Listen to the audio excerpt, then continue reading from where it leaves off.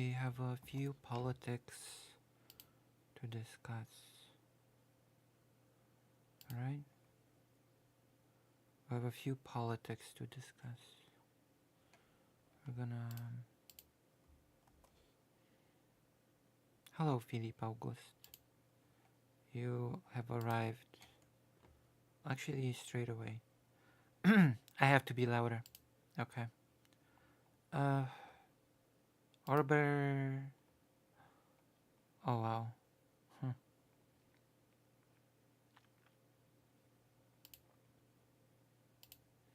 Okay, we're going to... Everyone.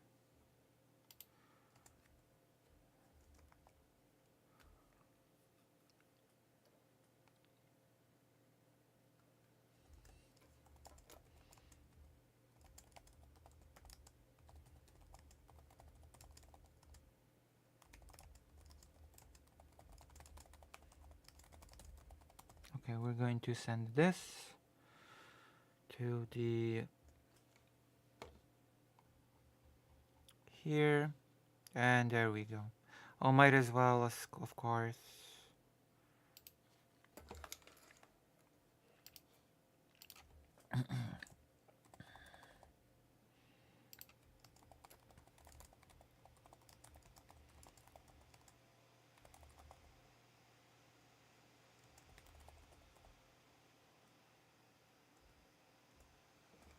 Okay. Dan is streaming early today. I will do my best to get him to read. Who is Dan again?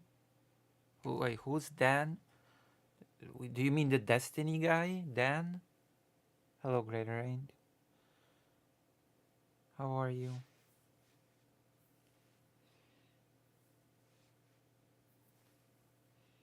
Feels like my hair here is starting to grow a bit more.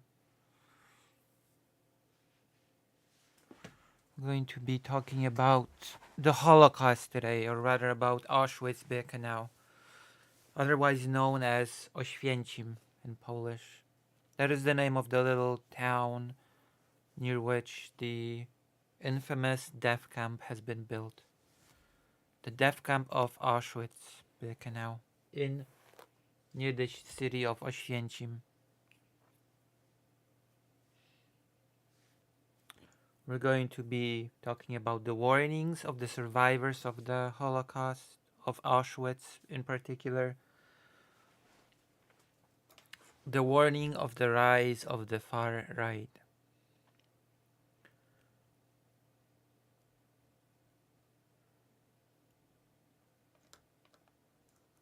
Oh, okay. So, whoever wants to take part in the discussion about, well, the horribleness of the Holocaust, death, and genocide, and how those events are tied to today, then I guess that's the stream to be. To listen to the tales of the genocide of the Jewish people. And how these things... I think I'm going to rehash a very old, at this point, message. Hello, Vladimir. I'm going to rehash a message that I've heard from one survivor of Auschwitz. The message is, do not be indifferent. We're going to be... I keep always forgetting his name, even though I should have it memorized by now. From the Auschwitz survivor. Marian Turski. I have covered his speech during one of the anniversaries. The whole idea is that Auschwitz... That is a very fitting thing to say. Auschwitz was not a thing that fell from the sky. It was something that had a build-up, brick by brick by brick by brick. Events led to a death camp like Auschwitz being possible. The way society was prepared to accept something like that to happen, the way that the government laid the foundation for the um, industrial genocide to be executed. All these things, mm, we cannot assume that just because this sort of thing happened, was done by Nazi Germany on Polish territory, that it could not happen anywhere else. That things like that cannot happen anywhere. They are happening in other places, and the main message for today is not to be indifferent to those things. That was the main message of Marian Turski, and that is the main warning that the people that have survived the Holocaust have towards us, to be afraid of the rise of the far right, to be aware of it, and to not just turn away from the genocides that are happening right now. You know what? Well, let's just get into it. Let's just get straight into it. Let's not waste time. I'm feeling like today we should be very expedient with our time, right? We don't want to. I wouldn't want to waste anybody's time, so. Where's the camera? Jesus Christ.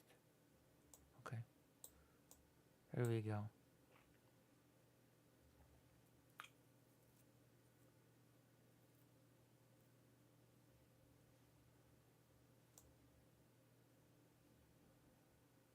We're gonna be talking about Auschwitz. This is the infamous gate to Auschwitz-Birkenau, which says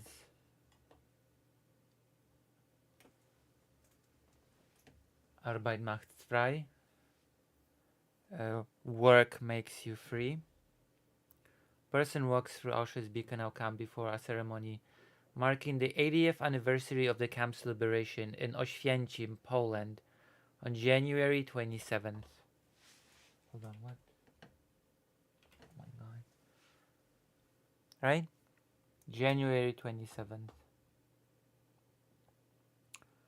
It doesn't do any good for your heart, for your mind, for anything, said Holocaust survivor Iona Lax, 94, about her return to Nazi Germany's Auschwitz-Birkenau concentration camp. But it's necessary, she said. It's necessary for the world to know. I actually visited Auschwitz-Birkenau as a fairly young teen. I went to a trip to Auschwitz-Birkenau. I've went through all the facilities, through the barracks, through the places where people worked, through the places where people slept, where they were tortured, they were deprived of sleep. I went through the little stables where children were kept. Those places were filled with little drawings of children that dreamt about their futures when they would leave the camp. Some of them dreamt of having a specific career. Some of them dreamt of simple things like riding a horse. Some of them of just sleeping on the grass. And of course, I've seen the infamous gas chambers. I think some of the things that make the biggest impact are those children's drawings and the collection of cut hair collected on a giant pile, the collection of glasses, shoes, bags taken from people that entered the camp and were piled on huge like mounds of those things. Monday marks Holocaust Memorial Day and the 80th anniversary of the liberation of the Auschwitz camp complex, where Lax spent more than a year when she was only about 12 years old, so she must have been in that place where children drew their little dreams about what they would do when they would survive. She and her twin sister Miriam experienced horrors in the inhumane medical experiments of SS physical Josef Mengele. Lux was initially lined up to be murdered in gas chambers, but her older sister saved her by shouting that the twins should not be separated. Lux, who was just a child when Hitler invaded her native Poland, told CNN the suffering that followed it is absolutely impossible to understand. As time passes over, things are being forgotten, Lux said, noting that few are left from her generation to speak out. The world hasn't learned its lessons from what happened. What was done? Approximately 1.1 million people were murdered at the concentration camp from 1940 to 1945. Many of them Jews, but also other victims of the Third Reich, including Poles, the Roma, and Soviet prisoners of war. Michelle Bornstein, who survived for 7 months inside Auschwitz as a child, said that nothing will be easy about returning to the site. This is like Holocaust survivors take part in the ceremony to mark the 80th anniversary of liberation of Auschwitz-Birkenau in Oświęcim, Poland, on January 27th. It can never be easy. I don't think going through something like this, surviving, I don't think it can ever get easier on a person to survive something like that. I think that it leaves a mark on a person forever.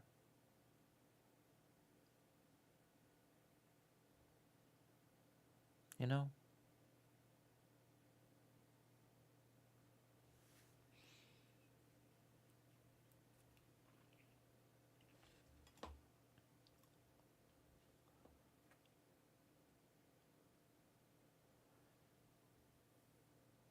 Streams of mourners, young and old, laid down candles at the former concentration camp site to mark Monday's anniversary. Some bowed their heads or took a knee in front of a line of wreaths.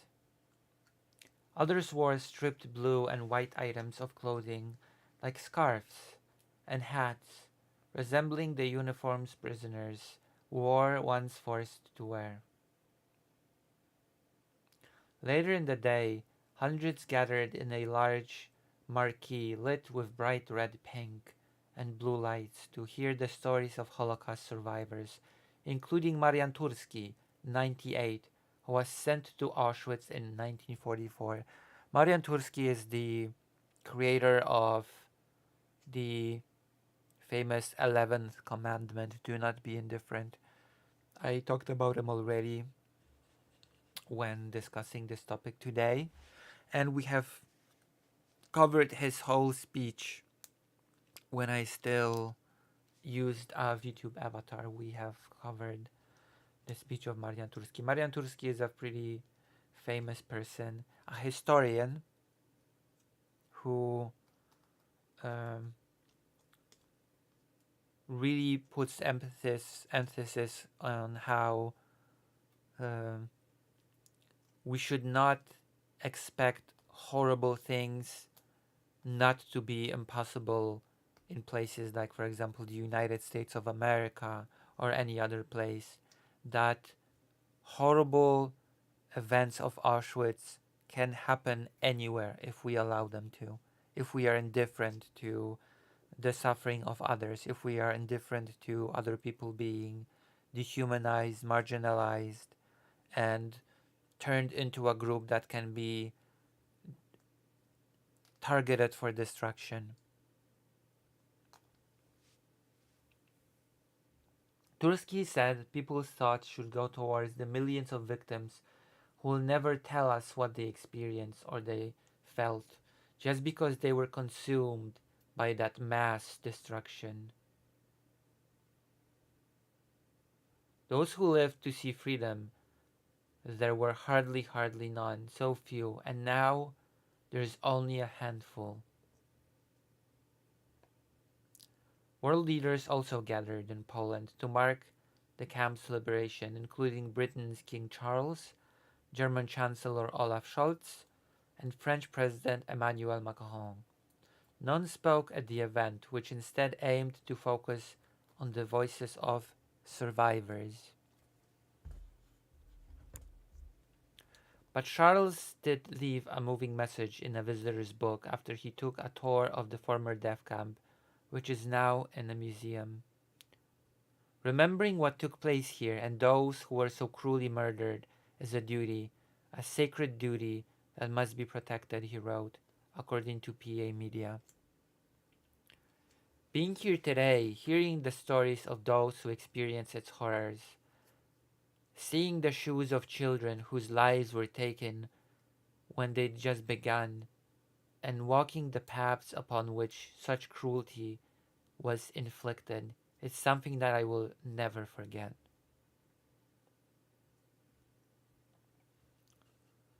And this is Marian Turski giving the speech, the welcoming address during the ceremony of the 80th anniversary at Auschwitz. Imagine going through the most horrible of horrors, only to return, only to plead with the audience, plead with as many people as possible. Do not let this happen again. Do not be indifferent to suffering. All of Auschwitz's remaining survivors were invited to the commemorations and could bring one person for support. We are fully aware of how physically demanding and emotionally taxing attending the commemoration event at the site of the former camp can be for them, the Auschwitz Memorial and Museum said in a statement. One of the symbols of the 80th anniversary is a freight train car, which was placed directly in front of the main gate. The train car is dedicated to the memory of the approximately 420,000 Hungarian Jews who were deported to Auschwitz. This is the freight car. The United Nations declared January 27 as the International Holocaust Memorial Day in 2005, observed annually. It marks the liberation of Auschwitz in 1945 and remembers the 6 million Jews who lost their lives under the Nazis. Germany's Scholz said in a Monday statement, sons, daughters, mothers, fathers, friends, neighbors, grandparents, more than 1 million individuals with dreams and hopes were murdered in Auschwitz by Germans. We mourn their deaths and express our deepest sympathy. We'll never forget them, not today, not tomorrow. The museum says the event at Auschwitz offers the chance for shared commemoration and global reflection. It comes at a time of mounting anti-Semitism in Europe, fueled by conflict in the Middle East, which saw Israel launch a war on Gaza.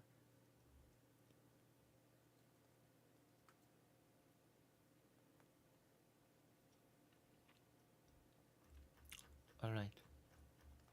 And I think the most important thing is the rise of the far right. This looming, creeping rise of the populist far right that endangers not just Jewish people, it endangers us all. It endangers that a new group will be targeted for destruction. Any group can be targeted for destruction like this. It doesn't necessarily need to be Jewish people. It can be any group. No group is immune to hatred as long as it's politically expedient for the far right. And what worries me about this is the rise of the AfD party, Alternative for Deutschland, for example, in Germany, that says that Germany should be far more friendly to its Nazi past, which says that Poland, parts of Poland at least belong to Germany, that says that Hitler was a communist slash socialist, that the Nazi Party was a party of socialists, and that and it worries me even more that one of the richest people in the world, Elon Musk, openly supports them, openly attends their rallies, and says that the AfD party is the only possible savior of Germany. It scares me that we are having a resurgence of the far right, especially after Trump's victory in the US election.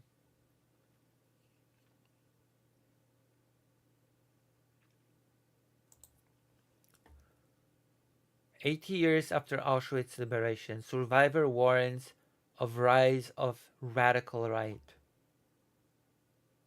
Leon Weintraub, 99-year-old survivor of Auschwitz photo, Pap Łukasz Gągulski. A 99-year-old Auschwitz survivor. This is exactly this whole thing that we did just now. Talking about how awful Auschwitz was, talking about how we must not be indifferent, talking about how, well, it is difficult for people to even return, to even think about what happened in the past. The people that went through the deepest depths of hell return, even though it's very difficult for them both physically and emotionally. They return to Auschwitz not just to commemorate what happened to them, not just to remember personally what happened to them. A lot of them return to Auschwitz to offer a warning. A lot of them return to Auschwitz to say, please don't make the same mistakes again. Do not let others suffer like we did. Beware of the far right rise. Beware of being indifferent, of looking the other way as people are being treated unjustly. Beware of normalizing certain types of discrimination. Beware of thinking that this much is acceptable and that it will not go any further. It will go further and further and further until a new Auschwitz is built. And we can see examples of that. We can see examples of indifference in how we are indifferent as to what is happening in Sri Lanka. We can see the indifference of people to what is happening in Gaza, which Gaza we will be talking about today as well. We can see the indifference to what is happening in Sudan, Myanmar. Indifference is surrounding us. And again, the people that went through some of the worst events in the history of humankind warn us, do not be indifferent. Do not turn your eyes away. We cannot let history repeat itself. Auschwitz survivor has warned against contemporary rise of the radical right in comments at commemoration in Poland to mark 80 years since the Nazi concentration camp was liberated. Leon Weintraub, who was deported to Auschwitz in 1944 at the age of 18, said the ceremonies on Monday, attended by world leaders, served as a warning against the increasingly loud movement of radical and anti-democratic right-wingers. So things like the Alternative for Deutschland in Germany. The far right has been growing in strength around Europe, including in Germany, fueled by concerns over immigration, which is another topic. A huge topic that is very underreported, many people just don't talk about it because it is normalized to treat immigrants. It is normalized at this point to treat refugees, asylum seekers as invaders, as people that come to destroy the country, as people that are not to be treated equally, as people that can be discarded, as people that can be thrown away without a care what happens to them. And never again, never again, and looks like again and again until humanity learns the lesson. There's a very sarcastic saying about the never again, and that is never again will the Germans kill Jewish people in the 1940s. That is the most sarcastic interpretation of the never again.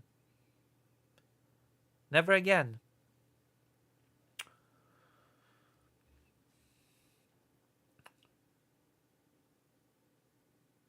Another survivor, Marian Turski, age 98, told listeners at the commemorations in Poland, in the contemporary world today, we see a huge rise in anti Semitism, and that is precisely the anti Semitism that led to the Holocaust. He added, let us not be afraid to oppose conspiracy theories that everything bad in the world is the result of secretive groups conspiring, with Jews often being blamed. Listening to the ceremonies in front of Auschwitz, infamous main gates, where leaders including German Chancellor Olaf Scholz, Ukrainian President Volodymyr Zelensky, Britain's King Charles, and French President Emmanuel Macron. Estimates say that Nazi Germany murdered over 1.1 million people, mostly Jews, in the Auschwitz-Birkenau camp located near the southern Polish town of Auschwitz. On January 27, 1945, Soviet troops reached the area on a date that is now commemorated internationally as Holocaust Memorial Day. Let's not make a mistake here. The goal was not to liberate Auschwitz. None of the fighters in World War II ever put stopping the Holocaust as the goal, as part of the goals of World War II. That was never part of the goals of World War II. It just happened along the way. It just happened as the Soviet Union was fighting the Germans, and they used this as a stop for the troops. That is the reality. It has never been a direct goal to stop the genocide, to stop the horror. And it never is. It never is. Look at the conflict in Gaza. Nobody talks about finishing the horror that is happening. In fact, right now the opposite. The opposite seems to be the order of the day, which again I won't be talking about it now. We will be talking about it a bit later. But stopping atrocities like this is never on the agenda. It's never one of the main goals, ever.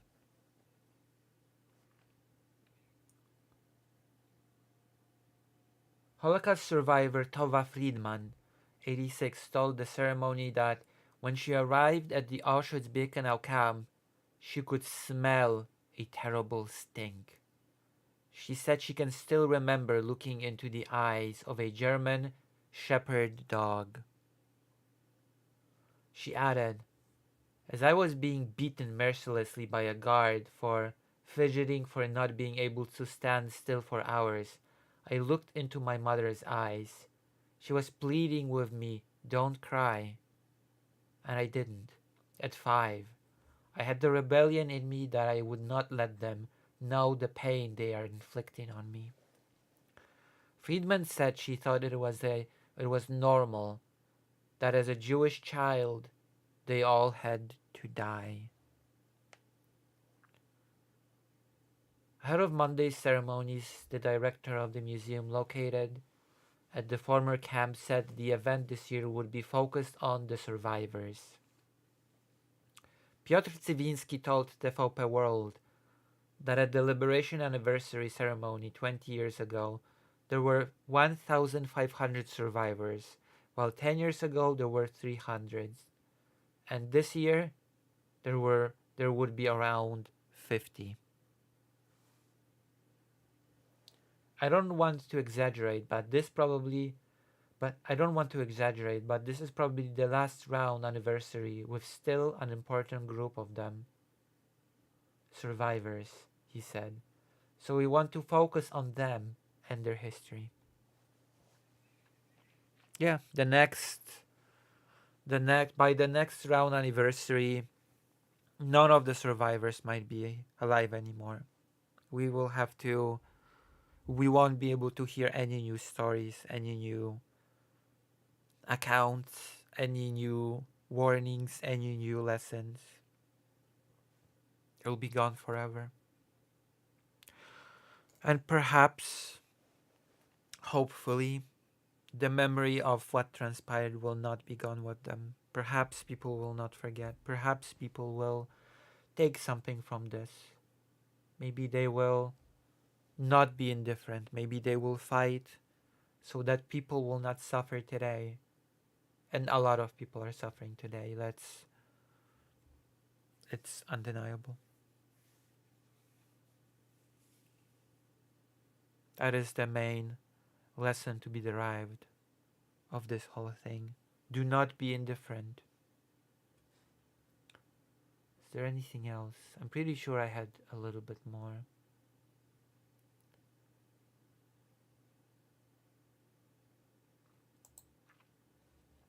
We will talk a little bit about Auschwitz itself. I'll probably go to the toilet for a moment. Write in the chat if you have any thoughts, if you have any comments, if you have any questions. I can tell you a little bit.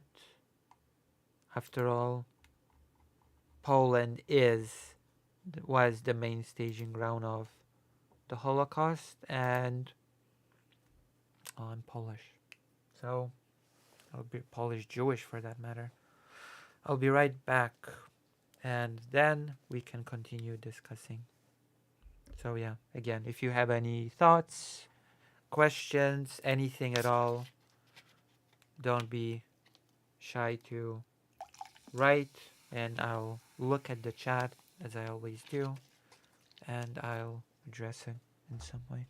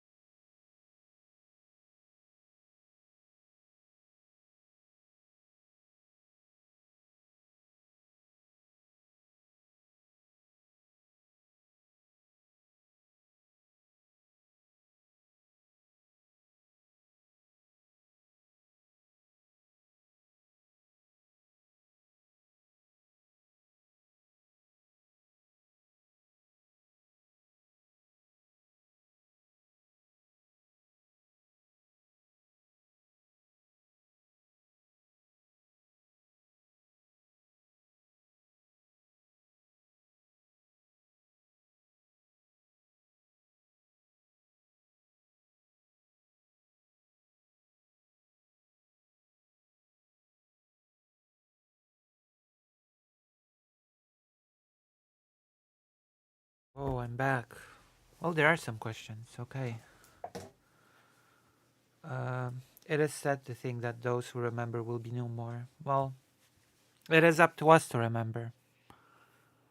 Sooner or later, everybody dies. We will die. And it is up to us to keep the memory going. And more importantly, I don't even think that. The thing is that I don't think that even remembering the specific event is what the most important thing is. I think that there's something more to remember.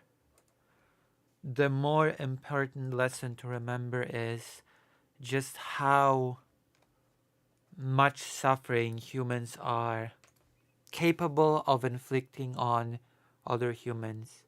Just how much we need to actively work for a world that will not have such suffering happen.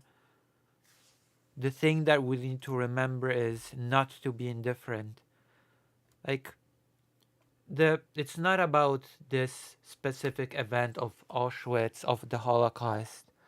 It's more about remembering that this could happen again, and not just to this specific group.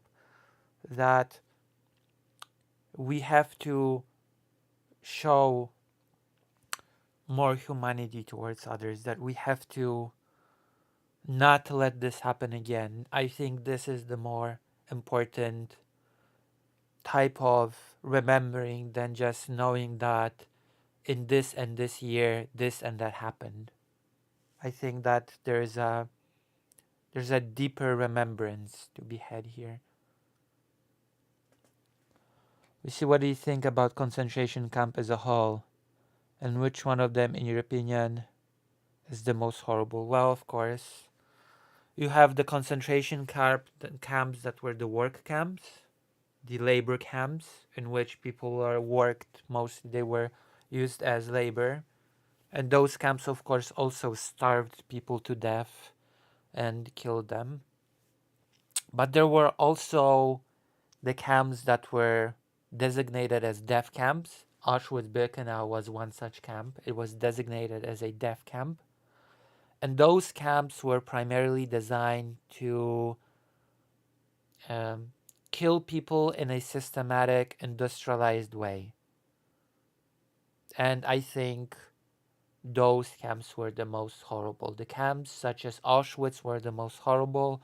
It is here where all the worst medical experiments took place on people.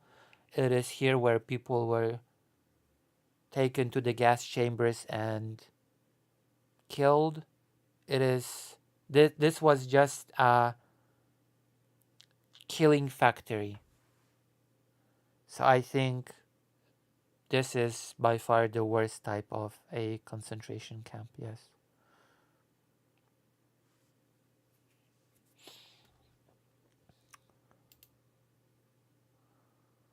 A little bit of a heavy subject, but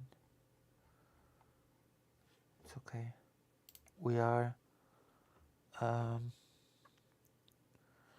I think I have an audience of uh, mature people. On this day 80 years ago, soldiers from the Soviet Command 16th Army of the 1st Ukrainian Front, this is pretty important.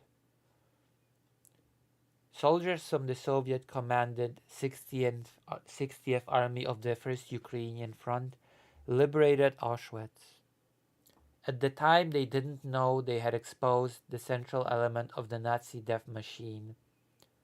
Despite its physical state, liberation was not considered major news at the time, because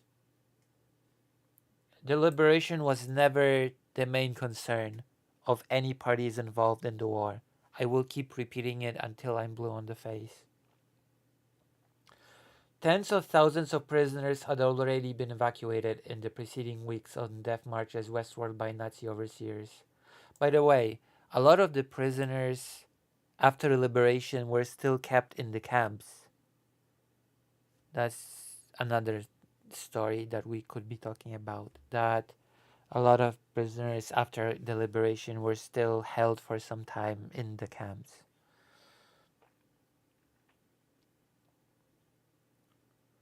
So again, uh, despite the physical state, tens of thousands of prisoners had already been evacuated, quote unquote, in the preceding weeks on death marches westwards by their Nazi overseers, leaving just a handful of inmates behind. Around 1,000 remained in the main camp, 6,000 in Birkenau, and another 600 in the Monowitz labor camp. Ivan Martynushkin, a lieutenant in the Red Army, later recalled, "We had a feeling we had done something good, a very good deed, and that we had somehow fulfilled our duty." He continued, We saw emaciated, tortured, impoverished people. We could tell from their eyes that they were happy to be saved from this hell."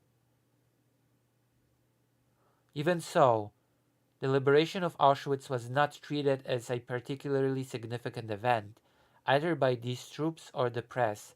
That would come later once the full horror was revealed. And also in the Soviet Union, the Holocaust was not really spoken about much. So, of the 1.3 million people that were sent to Auschwitz, it is thought that 1.1 million died. Around 1 million, it is estimated, were Jews. No other wartime camp saw more death. Despite the staggering nature of these figures, Auschwitz's beginnings were on a smaller scale. The Germans had already created 6 concentration camps: Dachau, Sachsenhausen, Buchenwald, Flossenburg, Mauthausen, and Ravensbrück. But Auschwitz, on the fringes of the southern Polish town of Oświęcim, would be the first one in the new Reich.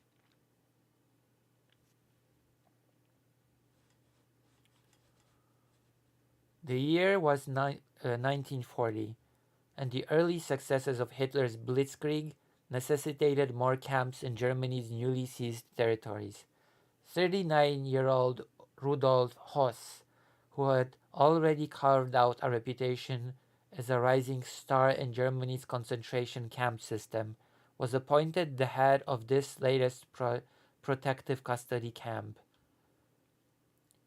He had to supervise its construction from a collection of dilapidated and vermin-infested former Polish Army's barracks, grouped around a horse-breaking yard on the edge of town, wrote author Lawrence Ress.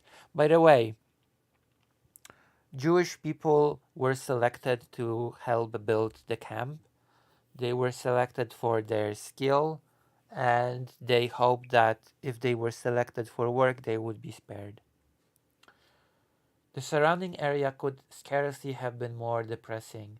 This land between the Sowa and Vistula rivers was flat and drab, the climate damp and unhealthy. After being registered, shaved, and showered, Polish prisoners were then photographed for posterity. You can see the photos of the prisoners. Though far from ideal, in its favor Auschwitz boasted excellent railway links and a central geographical position. It was also easier than other urban centers to shut off from the outside world. Within weeks of the appointments of Höss, the first prisoners arrived. 30 Germans transferred from Sachsenhausen. However, they would not serve their time as inmates but as kapos, guards, brutally overseeing a transport of 728 Poles, mainly university students from Tarnów.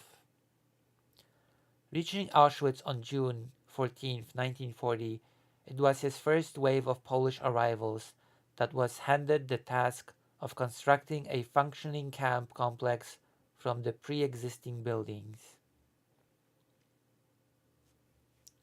Although Auschwitz indelibly associated with the Holocaust. It started life as a Nazi dumping ground for Polish undesirables, political prisoners, the intelligentsia, former soldiers, and others that were perceived as threats to German rule. Upon registration, these prisoners were assigned a number in place of their name, undressed, shaved, and showered before being handed their new set of belongings, a coarse-stripped uniform and clog-like shoes. Photographed for posterity, they would then be ushered to their barracks to begin their new lives. The work was often backbreaking, and daily life defined by scant food and harsh punishments meted out in the camp's notorious Block 11. Among the sadistic innovations here were claustrophobic standing cells, where prisoners would be kept standing for days with just a small hatchway allowing for air. I saw that. When I visited Auschwitz-Birkenau, I saw these standing cells. We were allowed to come close to them, look inside them, and we were explained exactly how people were uh, taken inside and how they were built in such a way that we would not be able to crouch or sit or do anything. You would need to stand. You could only stand. That was a form of torture, and they would stand like that throughout the night, and then in the morning they would be forced to go and work. In all, it is thought that as many as 130,000 Poles were sent to Auschwitz, with only around half of this number surviving. Disease, starvation, penal exercises, beatings, hangings, and fennel injections to the heart all contributed to this death toll, but it is for its gas chambers that Auschwitz is most notorious. The first of the gassings took place in September 1941, with Poles and Soviet POWs being the first known victims. Within weeks, construction began on a new camp, the vast Auschwitz II-Birkenau complex. The first of the gassing took place in September 1941, with Poles. This is the gas, the oven thing, where people's bodies will be burned.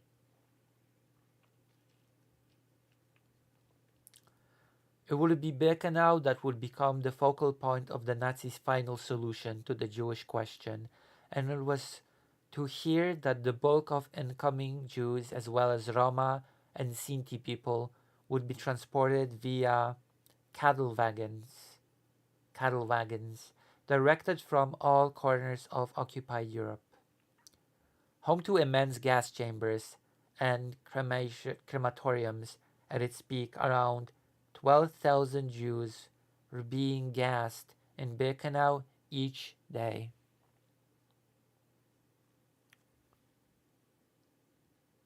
Life or death, Jews are selected on arrival to Birkenau photo. And the selection process went like this. People were grouped and divided into two. Is it compulsory to visit as part of the curriculum in Poland? No, it is not. I visited in a trip that was not part of any curriculum. It is not mandatory. But I did visit it. Also, welcome to the stream. I'm not sure if I've seen you here before. So people would be divided, and anybody under a certain age, so very young children, anyone with a disability, anyone over a certain age would be immediately selected and sent to the gas chambers. They would be said, one group would be, and women of course, one group would be sent to work immediately, and the other group that would be sent to the gas chambers would be told that they need to be washed first. And that group that would be sent to be washed would be then sent to the gas chambers to be immediately killed because they were deemed not fit to even do any sort of work. This is what is being referred to with the selected on arrival. There was a segregation that happened right away for those who would be taken to the gas chamber straight away. There you go. It says so here even. Having first herded those selected for death into the gas chambers, guards would then drop pallets of Cyclone B gas into the sealed chambers, with the killing process taking around 20 minutes. 20 minutes of suffering from suffocation from gas. In this way, the Nazis could reflect with pride on mastering the art of mechanized murder. Today, Auschwitz stands as a powerful testament to the single largest genocide in history, a point reflected by the number of people that make the somber pilgrimage to visit, now closing in on one pre-pandemic levels. Last year saw just over 1.8 million people pass through its gate. The cynical inscription above the gateway bears an upside-down B, a deliberate act of subtle defiance.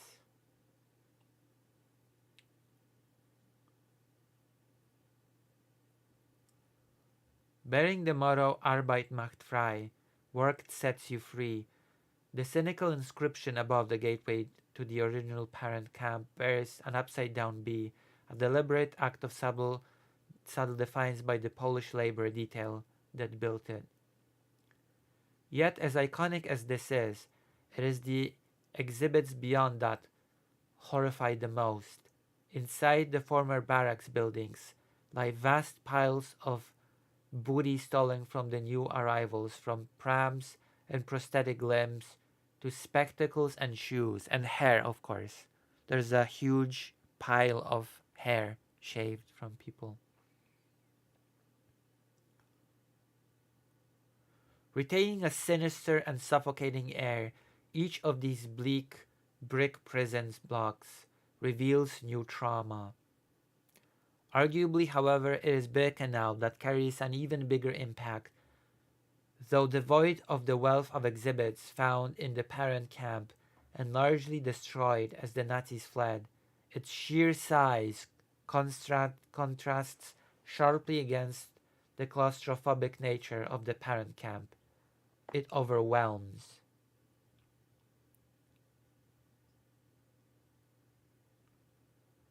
Wandering amid the ruined chimney stacks and through the handful of shadowy stable-like living quarters that survive, it is impossible not to be struck by humanity's capacity for calculated cruelty. Auschwitz will forever remain the black hole of the entire human history, wrote politician Isaac Herzog, and these words ring true when visiting this void.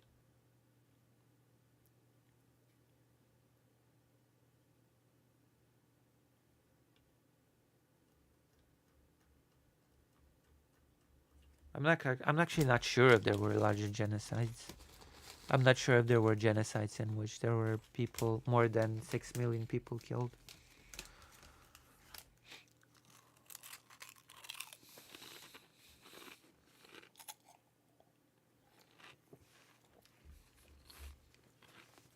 You can look it up.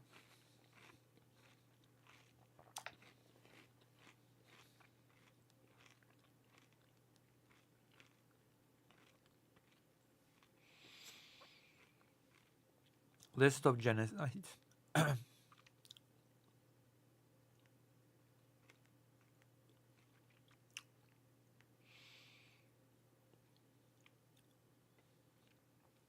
Okay, maybe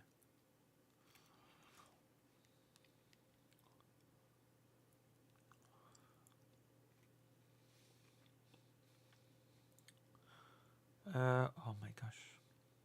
Biggest in history.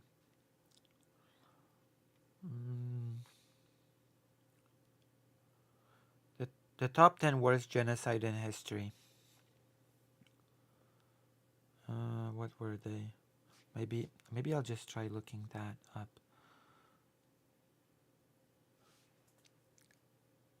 Not after we define it as a crime against humanity, I will guess, legally. Yeah. 10 worst genocide in history.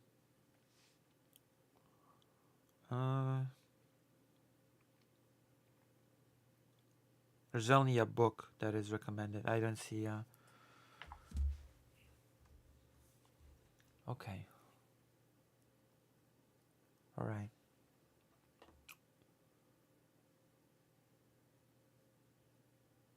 So what now? Any thoughts? Any thoughts of what's being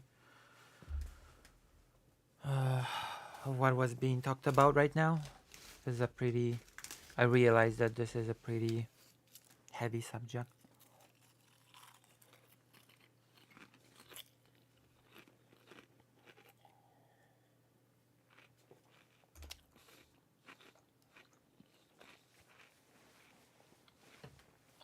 But I also believe that there are many important things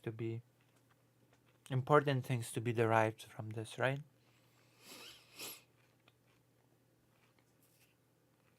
Don't you think?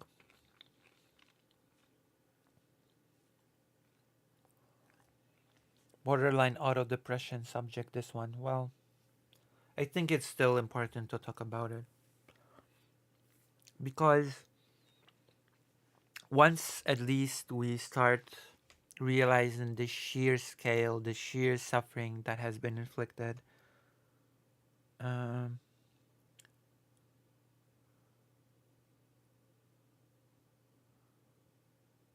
don't think there were larger genocide. I know.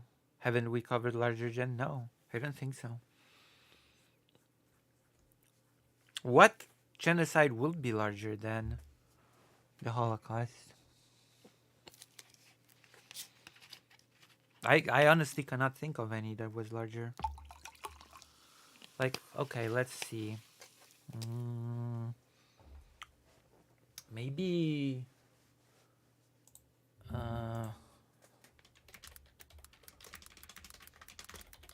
the Nanking Massacre? Nanjing Massacre?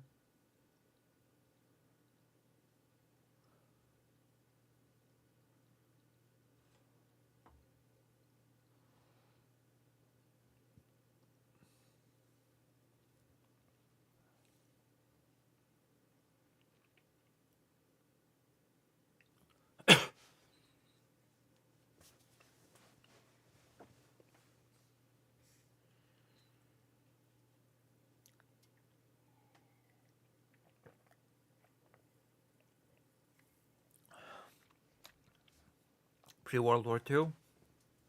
Like what? Rwanda? Rwanda was no. No, not no.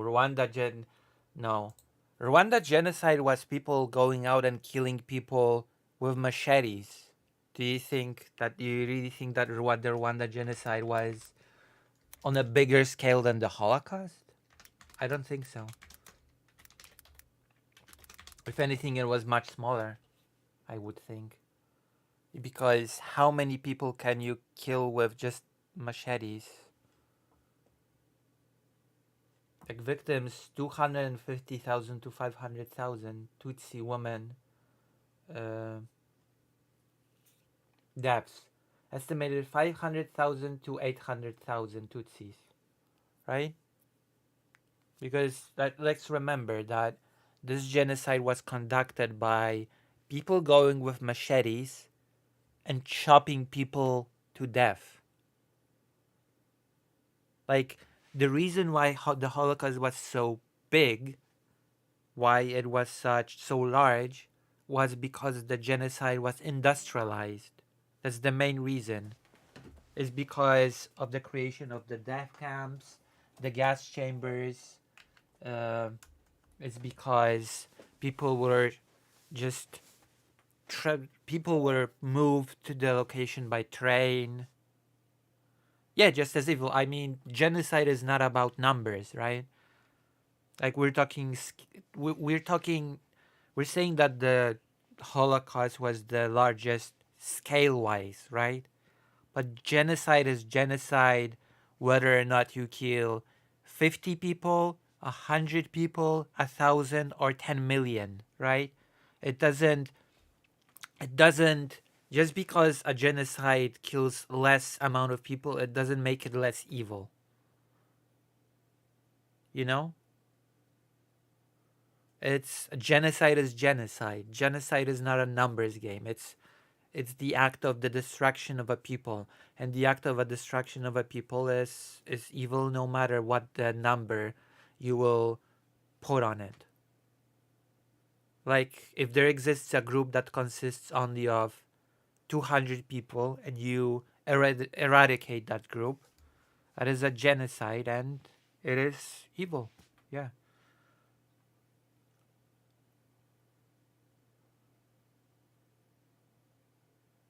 Oh yeah, there was one. You're right. You are right. Yeah. The in India, yeah. That was larger. Yeah. That was larger. You're right. That was definitely larger. The only reason why people won't say that one was larger is that's because it is not acceptable. It is not widely acceptable to say that the British Empire did a genocide. But yes, you're right. We did cover the British famine, and that genocide was bigger. Yeah. Not even sure why I forgot about that one, but yeah, you're definitely right about that. Um, mm, there was also the Irish famine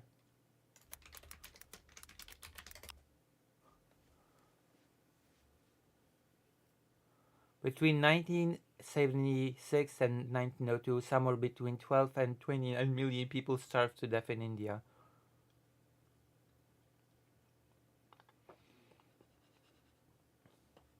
hmm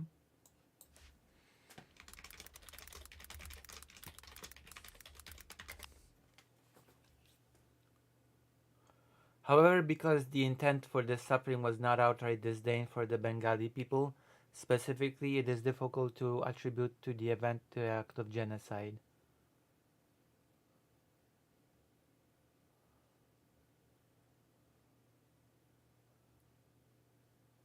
Churchill and the genocide myth. So people just don't want to classify it as such.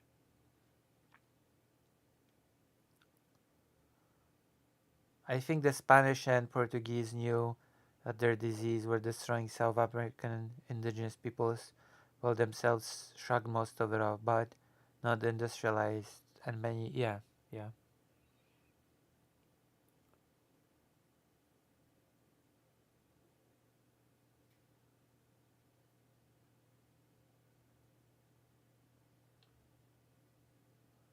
Let me see.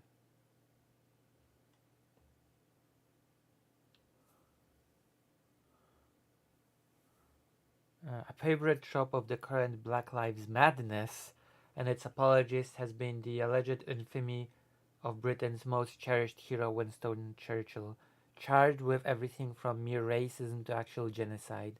The worst accusation is that of deliberately starving 4 million Bengalis to death in 1943.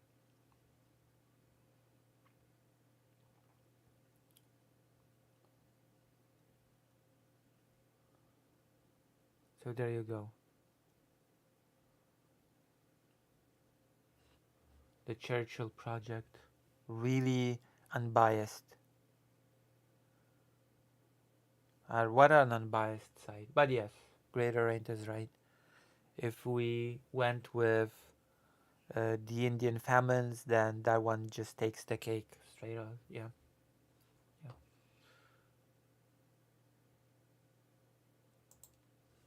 See, this is just an example that it's not really important to focus on the specific event.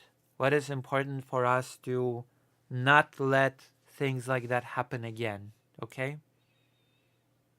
Because there's also a risk that if we do focus on specific events, that we will be blinded to what's really important. And what really is important is that these things are happening also today, that these people are being killed, starved, people are being discriminated against, and that we can do something about it now by not being indifferent. I think that is the most important lesson that the people that survive such events want to teach us. Does that make sense?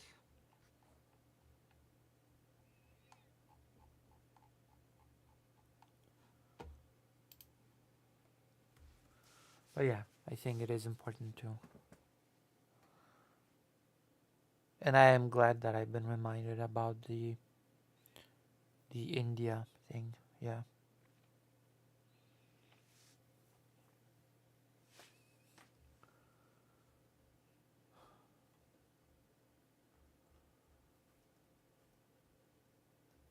All right.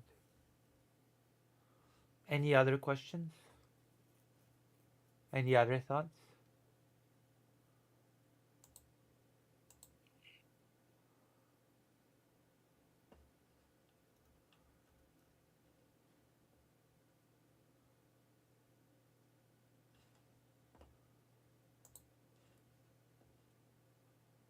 A farce.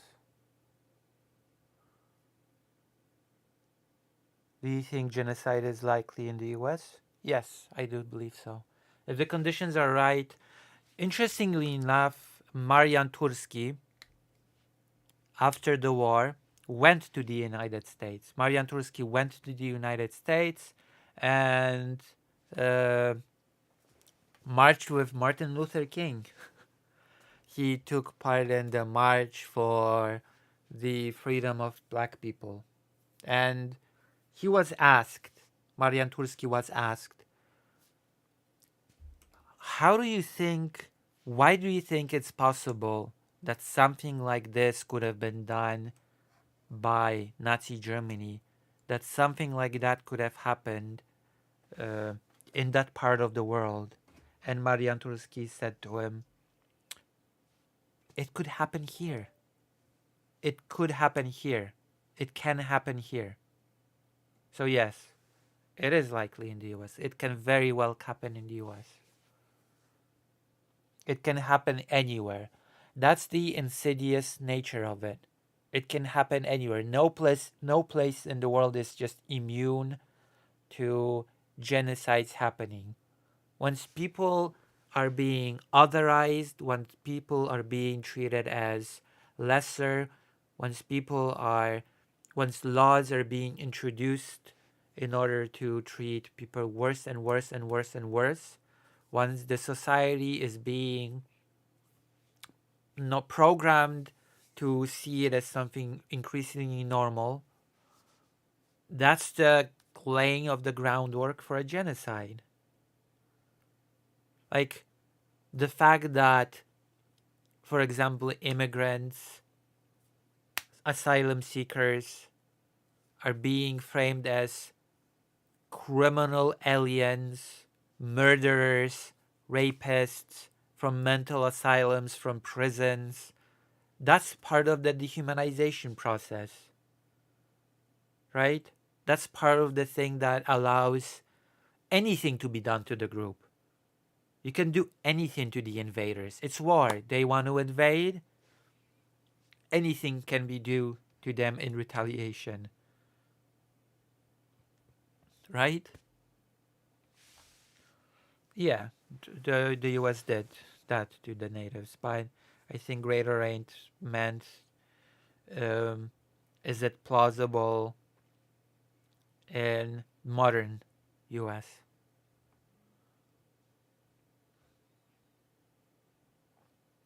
Yes, It absolutely can happen in the US. Does anybody remember migrants are poisoning the blood of our country? Exactly. That is exactly what I'm talking about.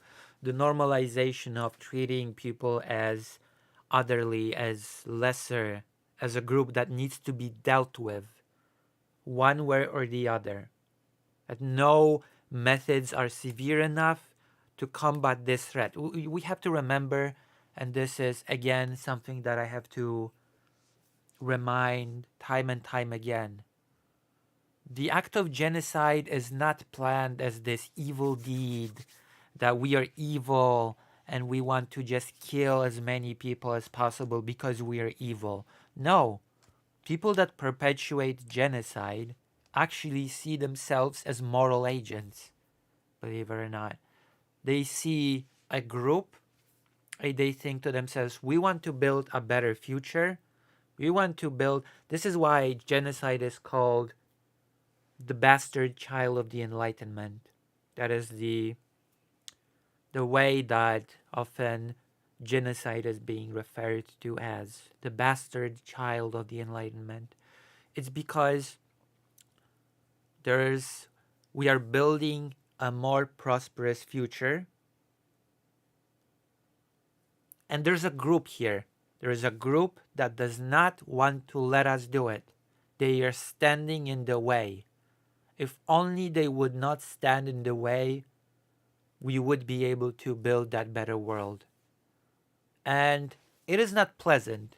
We find no pleasure in doing this. It is a duty that we simply must do. It is an unpleasant chore that we have to perform in order to move towards that better future. In fact, the death of the people is not the goal in and itself. The goal is that better future on the horizon that will come after the group is gone. It is an important thing that differentiates genocide from other types of crimes like mass murder or any other thing. That is a big distinction that needs to be taken into account.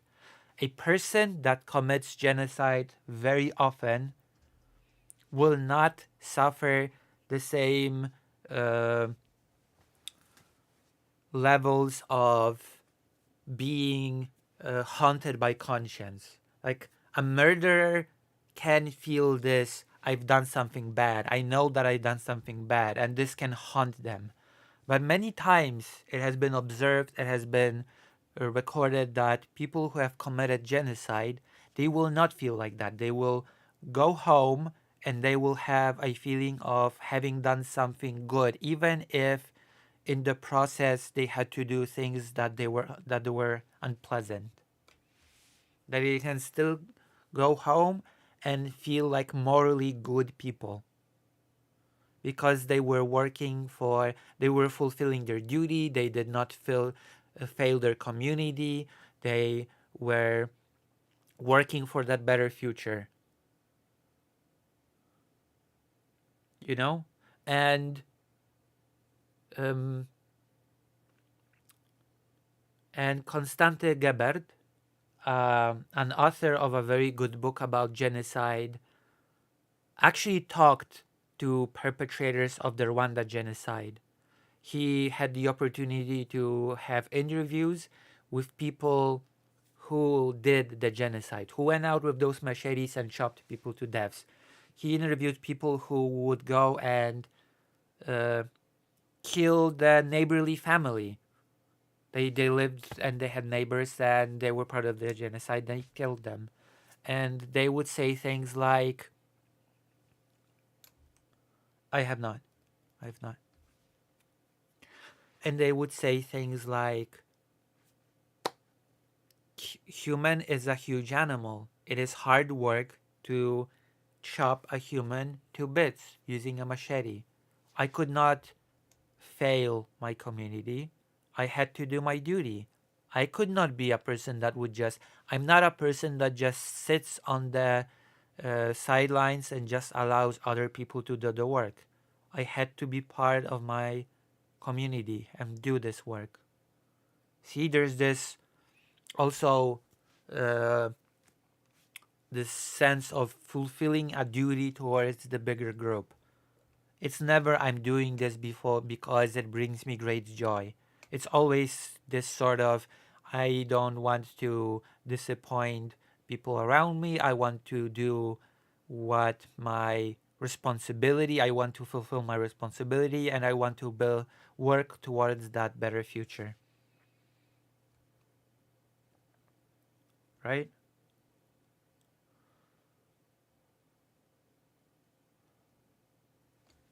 So there you go. That's I think that's an important thing about genocide that should be talked about time and time and time again. In fact, I think I will try to get Constante Gebert on stream somehow. I will try to get him to talk to me. I think it's possible since he's like a friend of my mom's.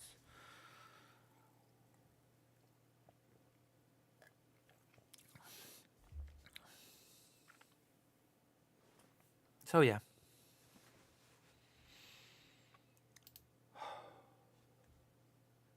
Yeah.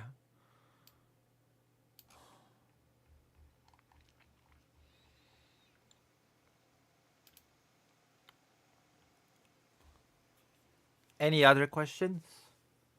I'm not let me see how long I've been talking about Auschwitz and the genocide and stuff like that. How long? Oh my gosh.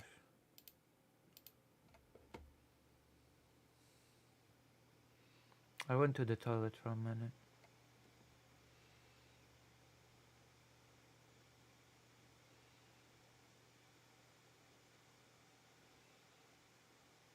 Maybe I am too dry in my delivery. Maybe I should um, use more flowery sentences so that it's a bit longer. So that it's not bam, bam, bam, done, next. No thoughts? No additional questions? There are key component takeaways that everybody should be taking from things like this. And these are we must be very wary of the rise of the far right. And two, we must not be indifferent. I think those are the. If there's anything to be taken from this, it is these two things. Absolutely. These two things must be absolutely taken from these events. Okay, I take it that everybody feels like they've learned all they needed to learn. That we have taken a little part in the commemoration of Auschwitz liberation, and I assume we can move on to the next topics. Yeah? Does anybody feel that this topic has been exhausted? Yeah? Okay. I guess we'll be switching gears now. We'll be switching gears to. I have a few things. I have Belarus. I have executive order from Trump. I have clean out the Gaza Strip. All on a lighter note, speaking of movies, I have to show Lucy Smokey and the Bandit and the... Oh, true. Trump news, yes. There will be Trump news today, absolutely. We will... Oh, he just took office not long ago, so something is happening around Trump all the time now. He keeps signing executive orders, he keeps offering really strange radical plans. So there's never a shortage of news around Trump right now. That's for sure. So we have at least two Trump related news today. Hitler's piece of.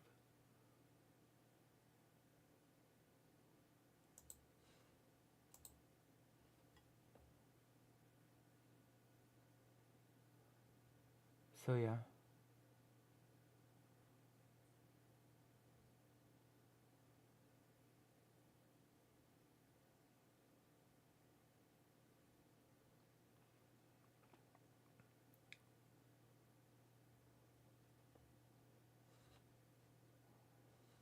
At least it's gonna be long 4 years. Hello, fake Alec Cal Parker. I never expected you to be white. We've just finished talking about the 80th anniversary of Auschwitz. We were talking about why it's important.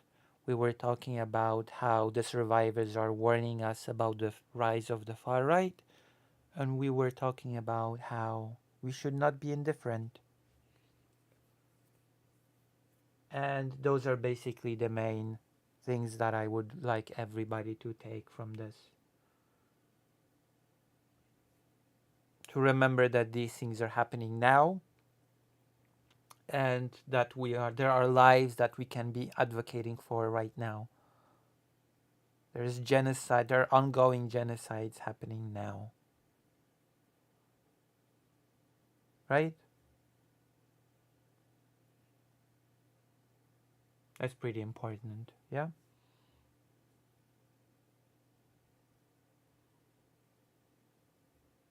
And now we're going to be moving to new topics. We have a few topics set up. Oh yeah, we're gonna also be talking about, yeah, definitely. So I have at least a few topics lined up.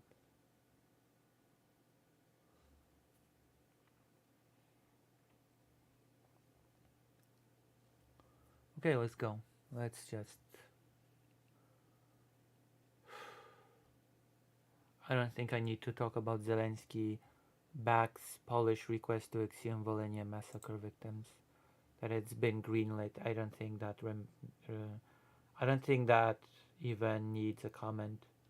That's been already known. It's been already known that Poland and Ukraine are making strides in order to once and for all settle the World War II tensions between World War II related tensions between the two countries, which will lead to much greater cooperation. Which, oh my God, that's really needed right now. It's really needed for Ukraine to have solid allies to be able to rely to, because God, that's getting more and more rare, as it turns out.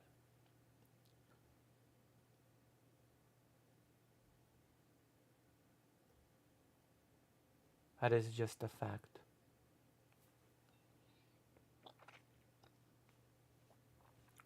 Right, but that's not really what I'll be focusing on. Auschwitz.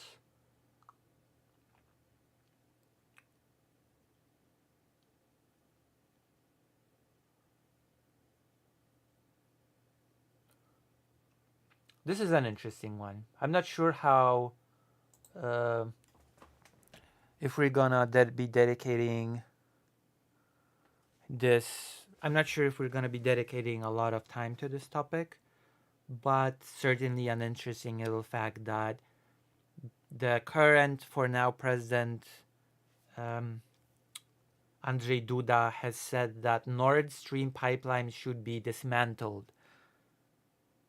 I'm saying this is interesting because recently there have been a lot of different varying opinions when it comes to Nord Stream. There is one, I would say, leading line of thought that Europe as a whole should become completely energy independent from Russia, that it should not get gas or anything else from Russia. And there are countries that say they want things from Russia, they want gas, oil, and whatever, and what have you from Russia. There's countries like Slovakia, for example.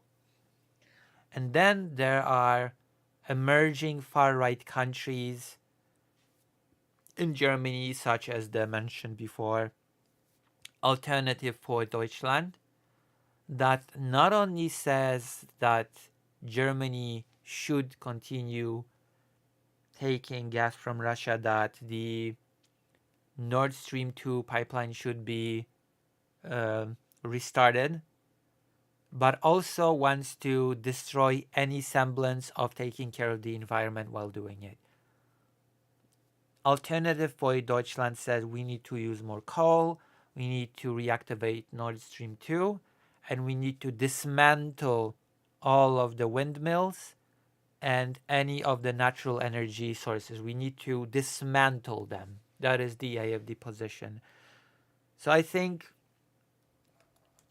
it interesting that Andrzej Duda would take this extreme other direction approach and say, no, we should not only not use any oil from Russia, we should outright dismantle the Nord Stream pipelines, not to be even tempted to do so ever again. Poland's president has called for the Nord Stream pipelines to be dismantled, saying that gas supplies from Russia to Western Europe should never resume, even if a peace agreement between Russia and Ukraine is reached. So I would say this is quite an extreme position. I understand it definitely as a person that is from Eastern Europe, but I also believe that that is a position that Western Europe will simply not go for. I don't believe that Western Europe will agree to completely dismantle the pipelines, and I don't believe that Western Europe will ever agree to never ever again resuming the oil flow.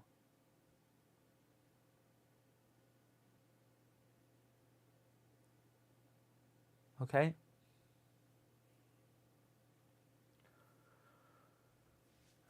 The two Nord Stream pipelines were built to carry natural gas under the Baltic Sea from Russia to northern Germany, built by the Russian company Gazprom.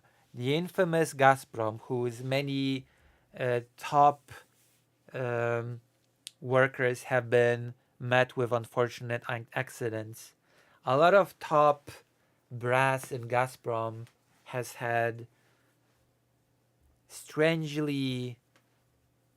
accidents, and they all died. Nord Stream 1 was shut down in 2022, and while Nord Stream 2 never became operational, both pipelines were damaged by explosions that same year. I can only hope that European leaders will learn lessons from Russia's aggression against Ukraine and that they will push through a decision to never restore the pumping of gas through this pipeline, Duda told the BBC while attending the World Economic Forums in Davos. I believe the Nord Stream pipeline should be dismantled, Duda said. This pipeline causes a very big threat to Ukraine, to Poland, to Slovakia, but also to other Central European countries. So, as I've told you before, I can understand why a president of a Eastern European country would want the pipelines to be dismantled permanently, because while it fuels Russia's economy, it fuels Russia's ability to wage war on its neighbors, to increase its capitalism, to expand its borders. Russia's borders never end. That is the reasoning. And my fear is that Western Europe's approach to this will be basically, well, you know what? Peace has been achieved. Maybe things are not as bad anymore. Maybe we could slowly but surely return to business as usual. Maybe we could start taking some gas from Russia. Maybe we could start taking some oil from Russia. And that would, of course, include resuming the flow through Nord Streams. Right? That is a genuine thing that I'm worried about when it comes to Western Europe. It's very big eagerness to return to business as usual. It is a threat from the point of view of energy, from the point of view of the military, but also a huge economic threat because it means a domination of Russia over Europe in the economic sense. he added. Trump's impact on Ukraine. In terms of potential for peace between Russia and Ukraine, now that President Donald Trump is in office, Duda maintained that any talks must include Ukraine. I am saying that in my capacity as President of the Republic of Poland, as a neighbor to Ukraine, and also as President of a country that has had very hard historic experiences itself, he told the BBC.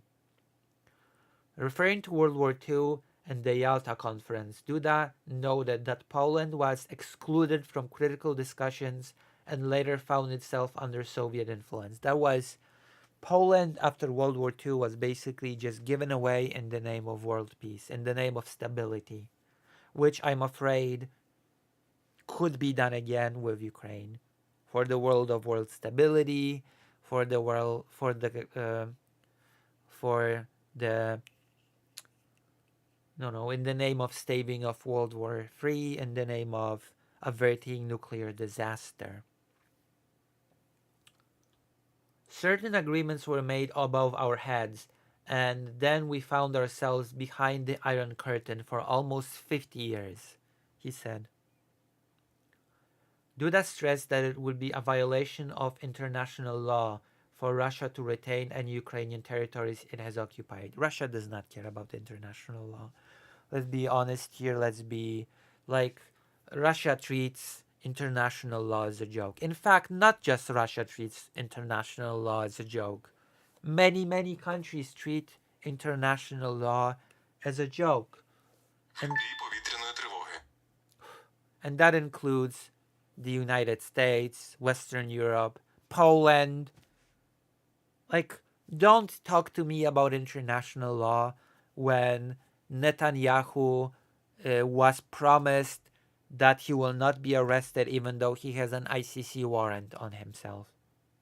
Like, Poland went out of his way to promise that the warrant will not be respected. So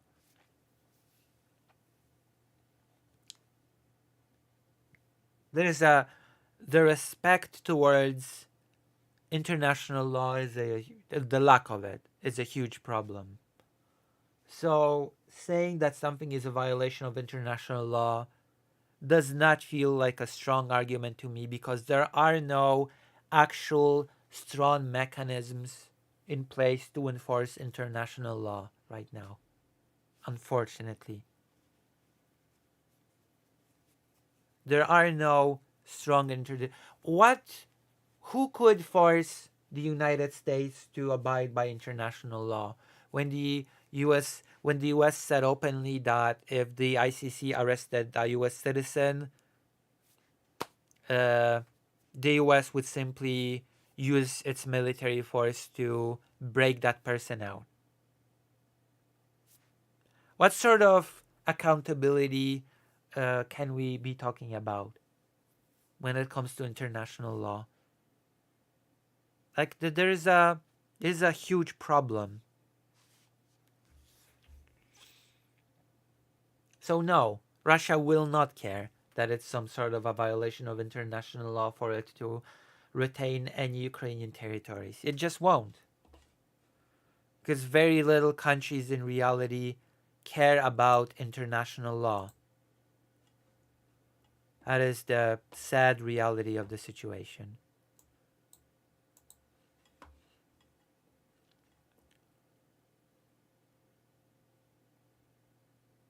Right? The international community cannot agree, and it is unacceptable that Russia would take certain territories of Ukraine and keep them by force. This is unacceptable. We must not let Russia win this war, the Polish president said. Unfortunately, under Trump, that probability is higher than lower, that Russia will keep certain territories. I would be very surprised if Trump pushed for a peace that would revert Ukraine to its 1991 borders. President Donald Trump, as the leader of the most powerful country within NATO, as the leader of the most powerful economy, will be of key importance. Yeah, and I'm afraid he will not really be of key help to making it so that Ukraine will um, return to its 1991 borders. I don't think so. I'm afraid I am not hopeful for that outcome. But yes, I agree. Nord Streams should be dismantled, and Western Europe should completely forfeit its dependence on Russian gas, oil, and what have you. That is my takeaway for this. That is my takeaway. And of course, the problem of the fact that nobody really actually cares about international law, which could be a segment of its own, but I don't think I have the strength for that.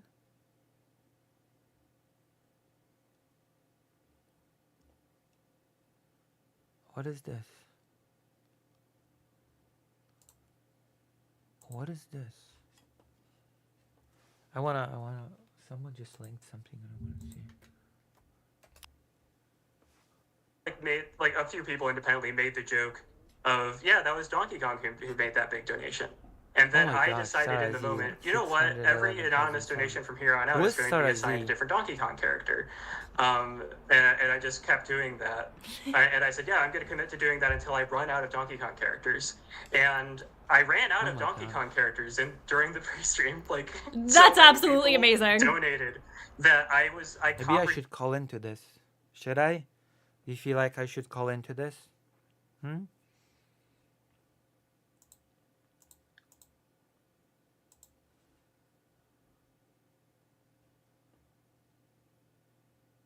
Holy crap! $2,500,000. Oh wow, that is so cool.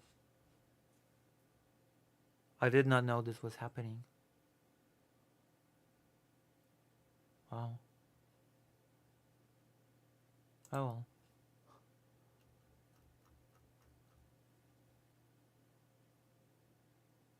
Yes, call. I don't know how. I don't know how to call into that, to be quite honest. I don't know what the procedure. Do you know them? Therefore, Philippe August? Do you know this Sarah Z person? No. I have no clue how to call into that. I have no inkling of what I would even need to do.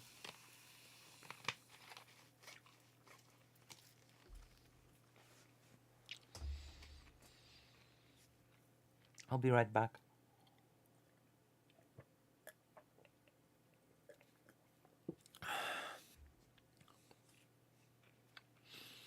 I will be right back. Don't worry about anything, because I'll be right back. Every show is better with Lucy on it. Well, maybe. I'll be right back. If you have any thoughts, any questions, as always, about anything you've heard, then I don't know what's happening. Feel free to voice. Feel free to voice what you have to say to me. Dan, I keep thinking you're talking about... I'm sorry, I keep thinking that you're talking about the Destiny guy. Okay? And I always confuse time and time again. I made hot chocolate. Very nice. I'll be right back. I need to... Yeah. I'll be right back. Don't go anywhere, okay? No, you're too anti-Semitic. I'm Jewish. Whatever. Whatever. It's not important. I'll be right back. Yes, Greater Rain? It doesn't matter. Okay.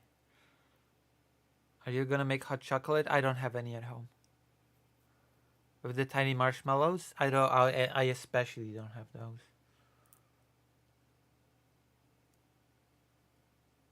I especially don't have those.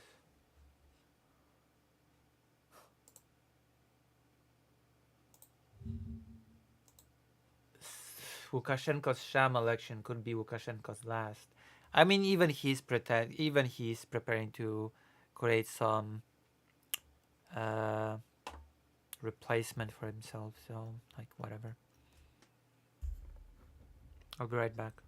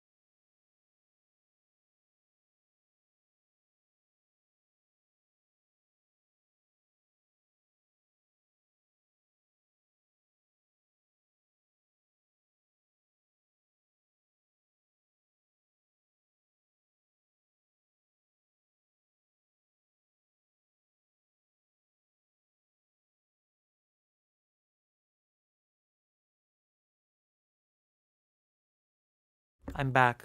So, oh, I see that I've lost 3 people. Sorry. Lucy returns. Yeah, sorry. I was sorry. I had to take care of something.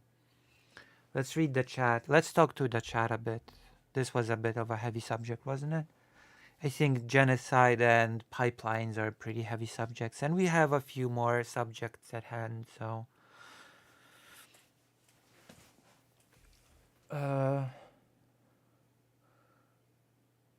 boss makes 1,000.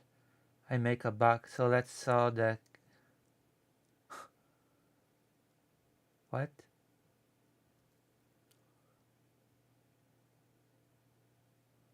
Wait, hold on. What happened?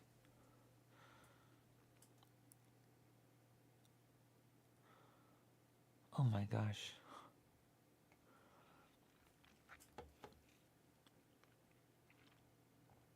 I think I can convince him. 5 minutes is nothing? Maybe. Maybe. Maybe.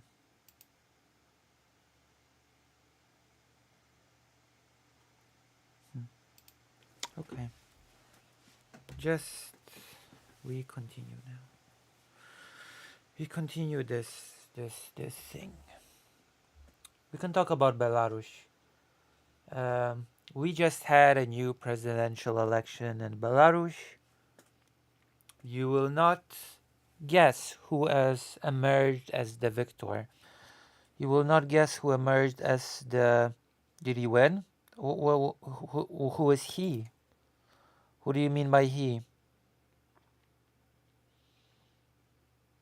Who is he? I don't know who he is.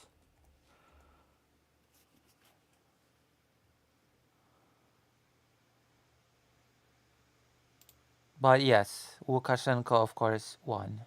Yes.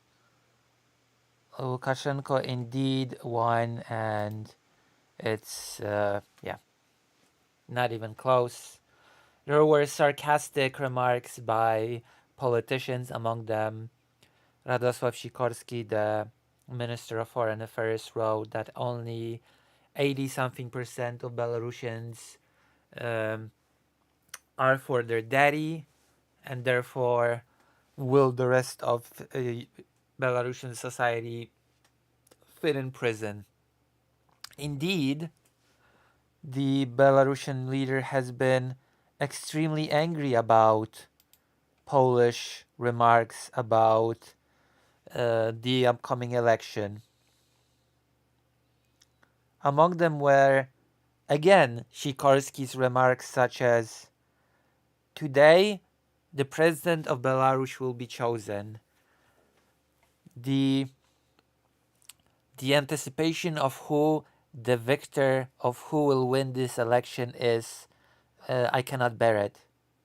By the way, I would like to ask the media not to call Alexander Lukashenko the last dictator of Europe. That's not fair. Vladimir Putin has far suppressed them when it comes to thievery, repression, and international aggression."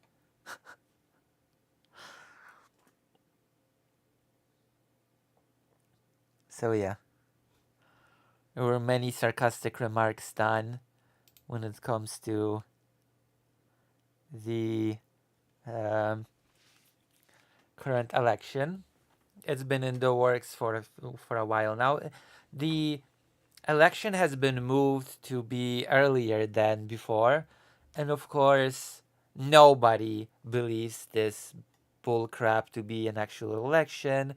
Everybody's openly criticizing Lukashenko. It's meaningless. It's a meaningless gesture to criticize openly Lukashenko. Okay, like it's like whatever. Yeah, he has been grilled. Yes, he has been completely destroyed. But the fact remains that once again he is the leader of Belarus. He's a puppet of Putin. Belarus is a puppet state of Russia. That's the current status quo. He actually used to be far more independent, believe it or not. He used to juggle between East and the West, but now he's just much more at the end of the day, the final goal of Russia is to completely absorb Belarus. Sunday's discredited elections in Belarus will likely be President Alexander Lukashenko's last. This is the interesting part that I want to talk about. Not just the fact that Western leaders, Polish leaders, or whatever leaders have criticized them, that there's been a lot of. I mean, we can talk about it. We can laugh a bit about the fact just how many people has called this for what it is, a complete farce. But I want to talk about the opposition a bit. The Belarusian opposition that believes that this sham election might just be Lukashenko's last. A senior figure from the country's exiled democratic forces has said Franek Wiatorka, chief advisor to opposition leader Sviatlana Tikhanovskaya, added that this is not the time for mass anti-regime rallies. Speaking to TVP World, he also warned that Belarus should not be handed to Russia as a consolation prize or bargaining chip in any negotiations around ending the war in Ukraine. Responding to a recent report about Russia's increased influence over Lukashenko's regime, Wiatorka said that taking Belarus out of Moscow's sphere of influence was in the interest of the European Union and NATO and could function as a security guarantee for Ukraine's independence. He's old, he's sick. I think he's already looking for a replacement, by the way. Lukashenko, that is. I think he's well aware that he will not rule forever and that he is creating a replacement for himself. This weekend's presidential polls, which have already been branded a total sham, I mean, come on, we all knew what was gonna happen. It's not some total shock, okay? We all knew that he would basically give the position to himself again by the European Commission are likely to result in a comfortable victory for the authoritarian Lukashenko, rubber stamping his 30-year-long rule. We call it the special electoral operation, Vyatorka said, riffing on the Russian government's infamous terms for its invasion of Ukraine. Okay, this is actually pretty funny. The special electoral operation. I mean, did it last 3 days? How long was the election in Belarus? It has nothing in common with elections. It doesn't have alternative candidates, no observation, a lot of KGB military, a lot of threats to people. Before the election, people would be visited by, I'm not even sure if Belarus has police or the militia, but they would be visited, and a lot of people were arrested, a lot of people were threatened. The country was put on high alert to prepare itself not to repeat 2020 when the entire country stood up in protest against Lukashenko. But they could prove to be his last, Vitsorka believes. I'm sure that for Lukashenko, this election will be the last one. He is old, he is sick, he doesn't generate energy anymore. He also understands this. Yeah, I think so. He's been talking about moving on for a while now. He's been talking about being replaced by the younger generation, that probably he will groom himself or already groomed. True. That's true. That is true, Vladimir.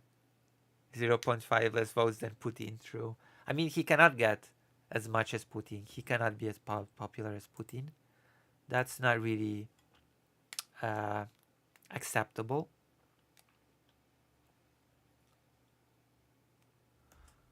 Not the time for more mass protests. Mass protests erupted. See, this is the thing. This election has been carefully curated as not to allow what happened in 2022 repeat.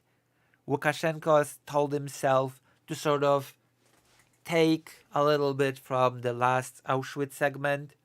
Lukashenko declared never again, and so this time he made sure that mass protests like 4 years ago will not occur.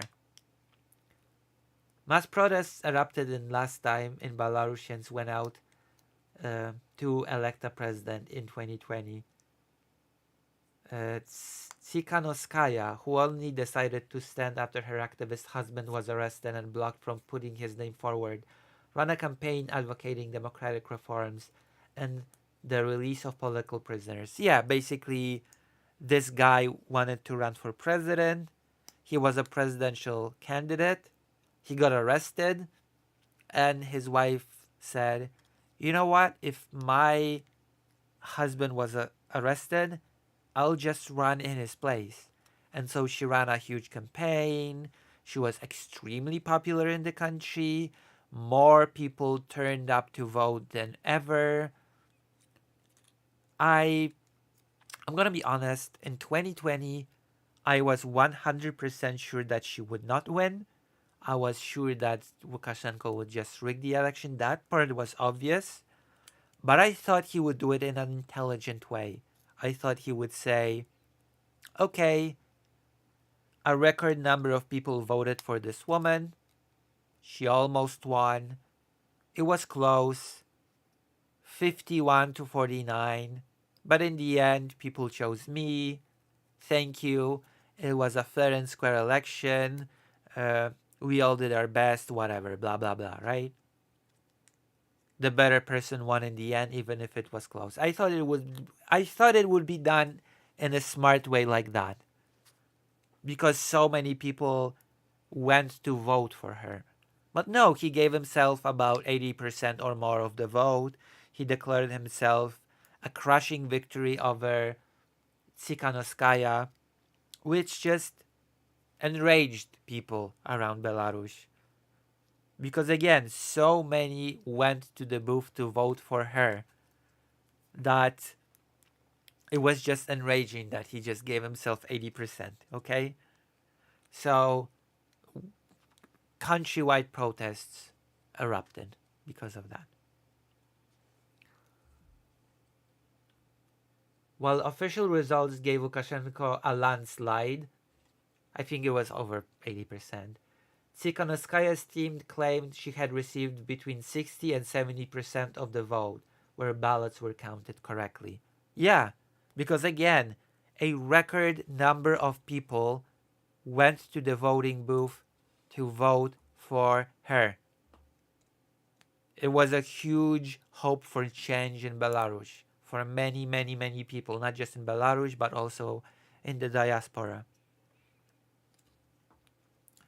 The ensuing unrest brought hundreds of thousands of Belarusians onto the streets in unprecedented scenes, and harsh crackdown led to 7,000 arrests, allegations of detainees being tortured, and at least 3 deaths according to Human Rights Watch. And this was the moment when everybody, at least in this part of the world, were saying that the Belarusian people have woken up from their slumber.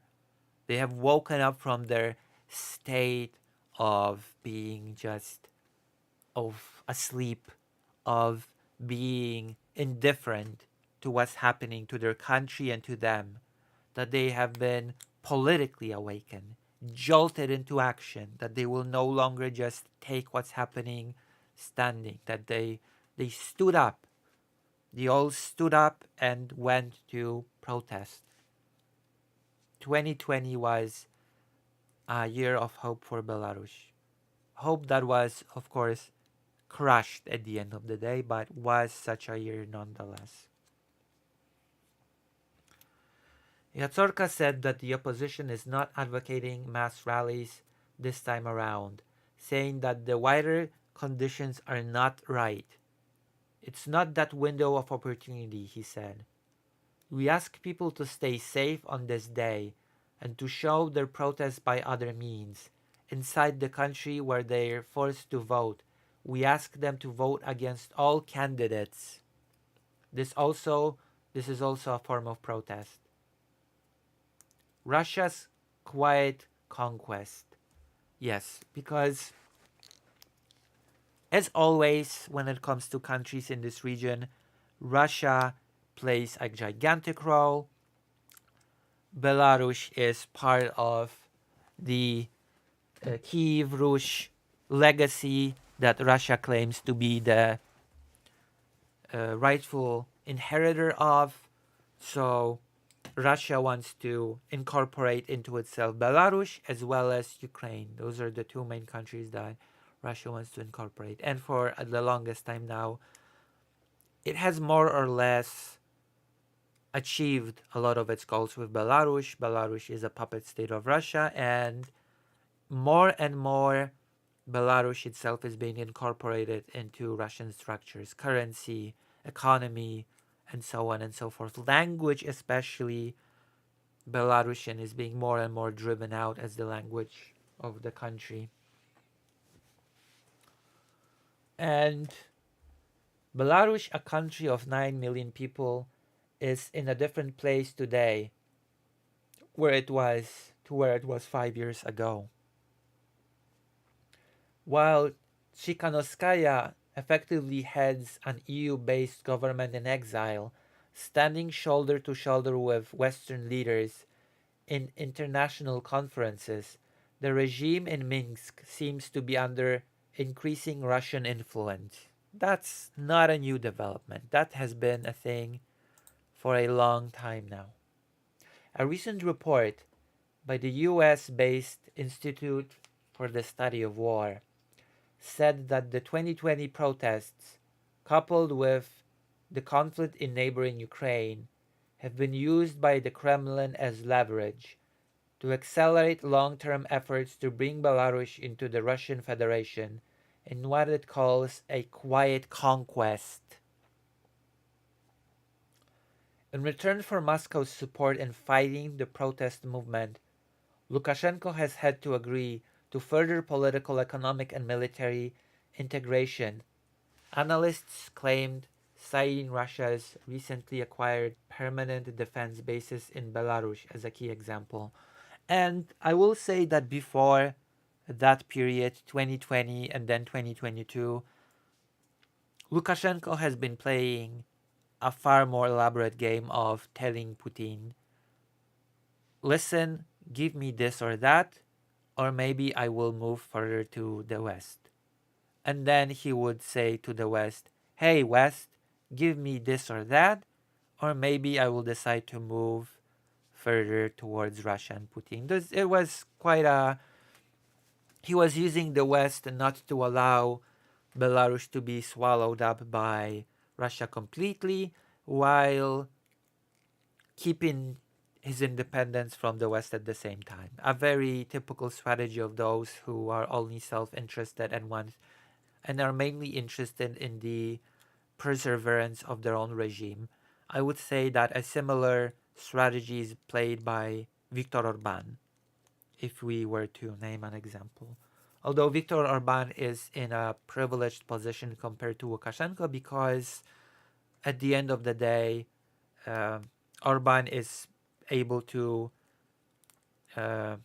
retain an independence that Lukashenko simply does not have.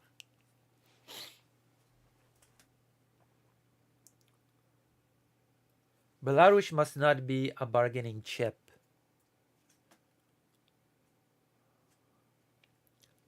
Vyatorka agrees with the ISW's assessment, but Western governments must not give up on Belarus, he warned. I agree. And Ukraine agrees with this as well, by the way. When there were marches in 2023 to commemorate the 24th of February, when the war erupted, there were many Belarusian groups marching alongside and saying how Belarus must also be free, that Belarus must also be safe, that Belarus must also be liberated from the hands of Russia. Okay?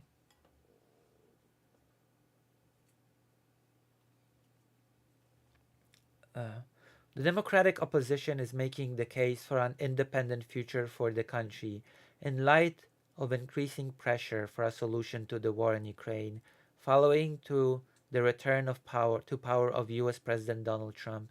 In case of a possible negotiations on Ukraine, it's very likely Putin will be asking to give him Belarus, and this is what we must not allow to happen, said Vyatorka. Belarus must not be given to Putin as consolation prize or bargaining chip. For that to happen, it's key that Ukraine comes out of the war feeling victorious, he said, adding that taking Belarus out of the Kremlin's grip could be one of the security guarantees that Ukrainian President Volodymyr Zelensky has consistently asked for. While Lukashenko is in power and Belarus remains under Putin's control, there will be constant threat to Lithuania, Poland, and Latvia, and there will be threat of a new attack, a new invasion from Russia, and there will be a threat of new provocations on the border. If we speak about the peace formula of Zelensky, the neutrality of Belarus perfectly fits this formula because it will be a security guarantee for Ukraine if Belarus becomes democratic. Lukashenko is fragile. Despite the widely accepted illegitimacy of Sunday's election, observers will be keeping an eye out for the Belarusian people's reaction to the results. For Vyatorka, this is not the moment for the public to rise up like they did in 2020. So when could that window of opportunity, as he put it, swing open? It could be connected to Ukraine, could be connected to economic prices, to sanctions, to social issues. Lukashenko's power is fragile, and I think we must find these weak spots and use them. And when geopolitical events around Belarus happening that could open for us, the chance to speak about a new roundtable or a new wave of protest. There are many scenarios, but we must be in a good shape when they appear. And I agree. Otherwise, already chances are opening a bit more because I'm not sure if Russia is in a position to help Lukashenko in the same way that he helped in 2020. But then again, Lukashenko also did his homework and prepared himself a bit more for the protest this year. And since then, he has given the army, the military, a permission in law, enshrined in law, to shoot civilians, to kill, without much consequence, without much legal repercussion. In Belarus, if a soldier feels threatened by a civilian and feels that the soldier is acting in self-defense, the soldier is then allowed to shoot the civilian without being charged with any crime whatsoever.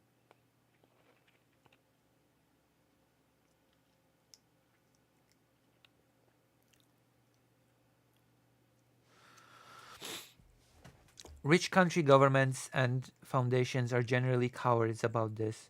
I think they like supporting some pro-democracy groups, but they're scared to support labor or people who would be independent.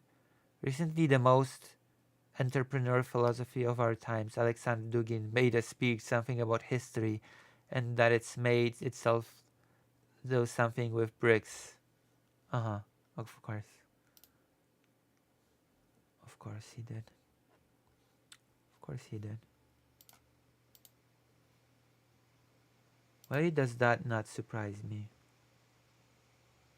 Of course Dugin should be taken into consideration. He's the greatest thinker of our time.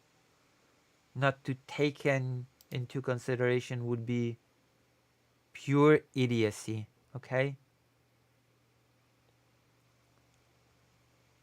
It would be pure idiocy not to take it into consideration, okay?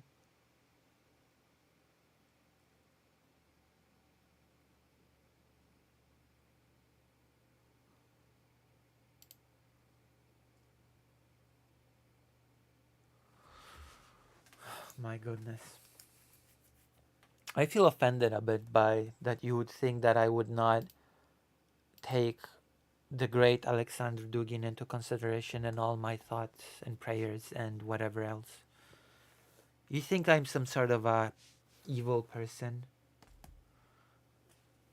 You think I don't understand sea and land empire? I do. More than anybody. Okay, what else do we have? Let me see.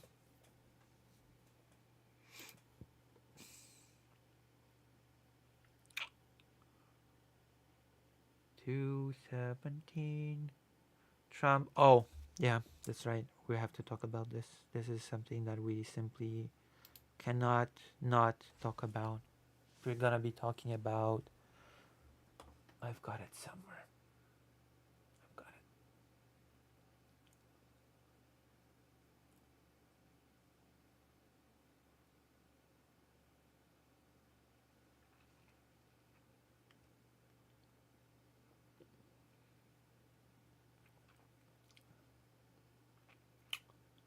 Oh, okay. Gaza Strip we're gonna be discussing in a moment.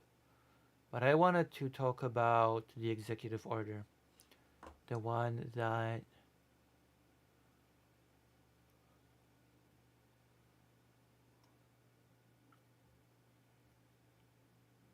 there you go.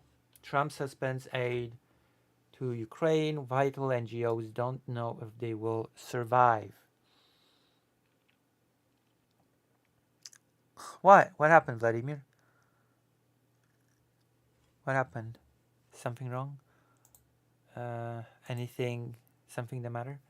Okay, so I want to say, first of all, I will pour myself a drink. Okay, I will pour myself a drink.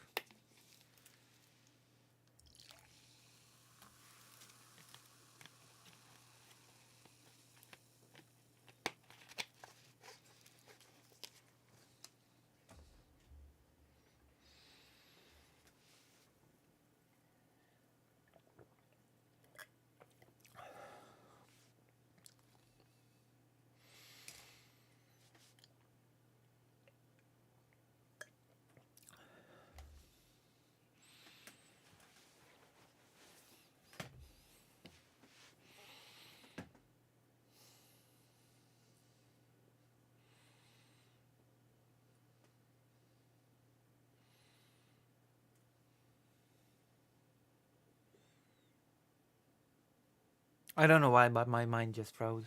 My brain just froze for a moment. I just froze in my tracks. I was just, I had this moment of, that's okay. I'm back. I'm back, and I'm gonna be talking about Trump suspending. Okay, so whose interview is leaving? Trump's or Dugin's? Okay. So there's been a lot of talk about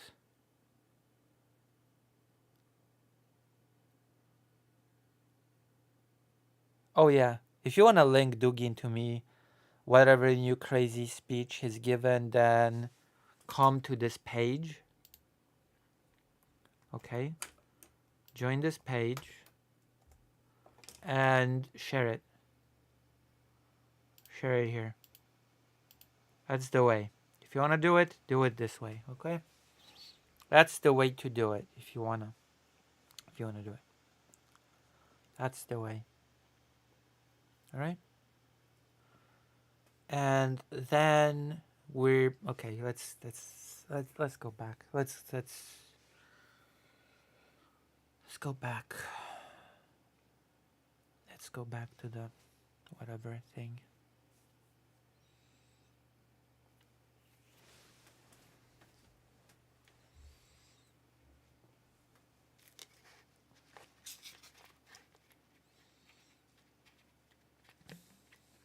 Okay. Perfect stream to lure in. Yes, to lure in. To lurken. Oh. Alright. Let's continue. There's been a lot of talk about aid building up to the Trump, Biden, and then Harris election.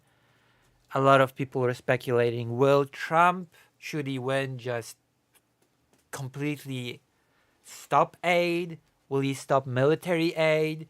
Will he stop any sort of civilian-based aid? What will he do? He's himself sort of flip-flopped on it. He said that he will reduce it. He said that under certain conditions he'll just continue it. He said many things. Okay? So right off the bat, I would like to say that this suspension of aid to Ukraine does not mean the suspension of military aid. So there's a silver lining in this whole thing. The military aid to Ukraine will not end, and that part will continue. Okay, that part will continue unabated. You don't have to worry about that.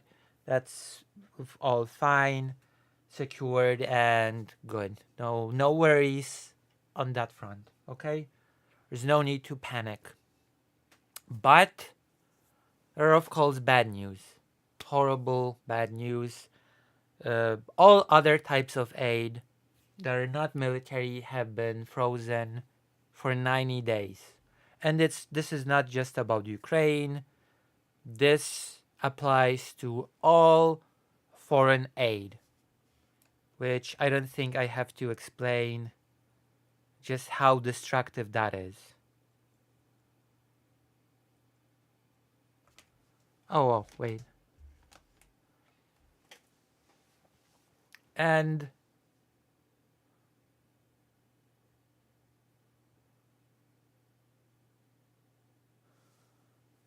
hello, welcome to the stream. And we're not really gonna talk about all the repercussions that this sort of thing is gonna have on various different medical, humanitarian causes that the US has been one of the biggest contributors to.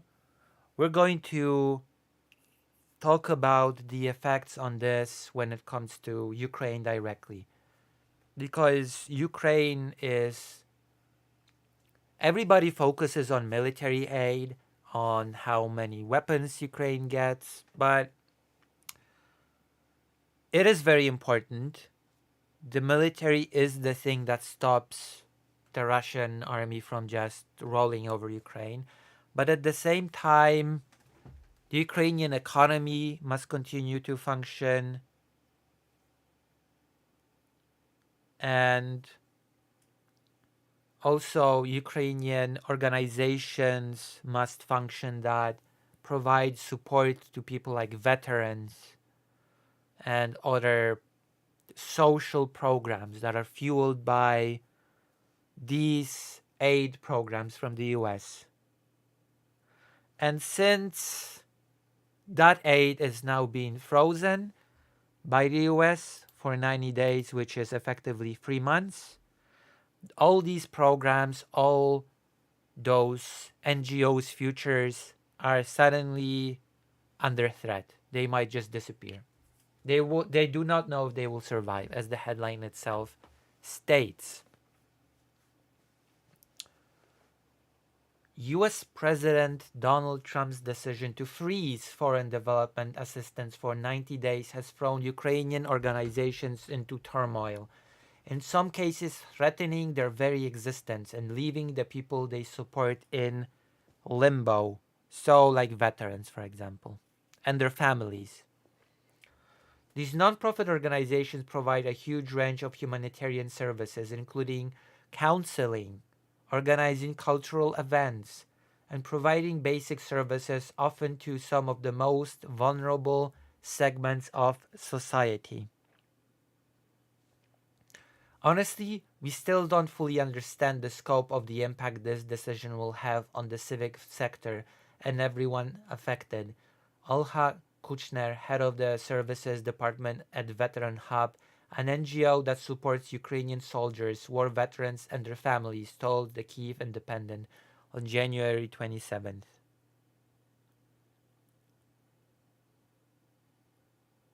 Yes, via an executive order. It seems like this has been done via an executive order.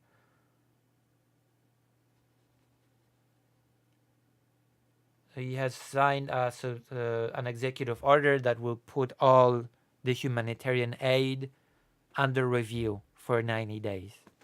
And this is not just for Ukraine, this is for everybody. Some countries were, of course, exempt from this. Among them, surprise, surprise, Israel. Israel is one of the countries that is exempt from this. What a shocker, I know. The civic sector plays a massive role in supporting veterans and their families, particularly through psychological services, as we do. One of Trump's first actions upon entering the White House was, and here it goes, to sign an executive order freezing foreign development assistance for 90 days to conduct a review and ensure it aligns with the new administration's policies. No. Okay, I will repeat it again because you came in after I have already started. This is humanitarian aid. This is aid for the civic sector being frozen. This does not affect military aid. Right? So while Ukraine can hold out, even without this, it still will suffer a lot because of this, if that makes sense. Okay? Like this is the aid to organizations that I've listed here, NGOs that help veterans, their families, social programs, cultural events, basic services, right? It plays a massive role in supporting veterans and their families, right? So yeah, while the military itself might not suffer for this, the Ukrainian society itself definitely will. Yeah, it will hurt the Ukrainian people, exactly. And again, this order does not just affect Ukraine. It affects every single place in the world where the US has been providing humanitarian assistance, with the exception of Israel and maybe one more country, I don't remember, but a lot of places in the world will actually suffer for this. I'm focusing on Ukraine here, but a lot of places will suffer.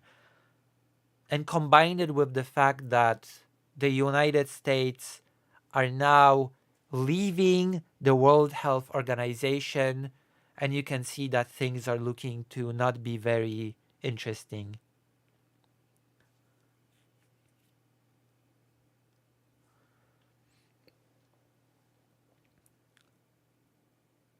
So yeah.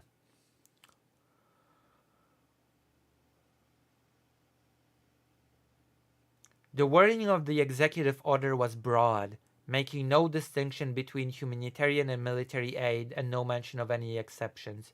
I know that Zelensky has reacted to this, and Zelensky has actually announced that the Ukrainian military aid will not be affected by this.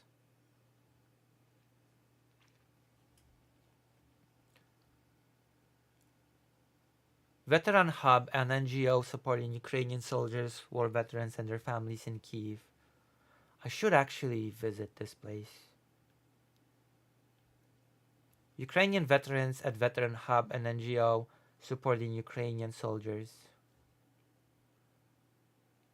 The Pentagon clarified on January 23rd that relating to Ukraine, the directive only applies to development programs, not military support. President Volodymyr Zelensky said on January 25th that the US aid had not stopped flowing to Ukraine. See? This is what I actually said that just a second ago, but now it has confirmation in the article itself. Zelensky says that the military aid to Ukraine will not be affected. but any relief that crucial U.S. weapons would still be sent to Ukraine uh, was tempered by the prospect of pause in humanitarian aid. This was compounded a day later when U.S. State Secretary Marco Rubio issued stop work orders on nearly all existing foreign assistance grants. The orders were effective immediately.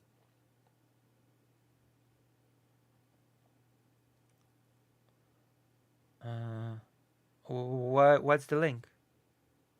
Oh, right. Thank you for the $5, by the way. Thank you very much. State Gestoli went nuclear on foreign assistance, one unnamed State Department official told Politico. As a result, the U.S. Agency for International Development, USAID, was ordered to stop projects in Ukraine. Affected organizations were notified on the decision on the morning of January 25th. Ukraine recently tops the recipient list of U.S. development assistance as it continues to face Russia's war, official data shows. Since the start of Russia's full-scale invasion, USAID has provided Ukraine with 2.6 billion in humanitarian aid, 5 billion US dollars in development assistance, and more than 30 billion in direct budget support. The budget support is very necessary because if the budget cannot function in Ukraine, then that will absolutely affect the war machine in Ukraine. Without a functional economy, Ukraine would not be able to wage a war. It would lead to the collapse of many institutions of Ukraine. It would lead to the cease of paying social workers, just governmental workers, teachers, nurses. It would lead to a stop of paying out pensions to people, of paying retirement to people, and that, by the way, would inevitably create a new immigration crisis. Right?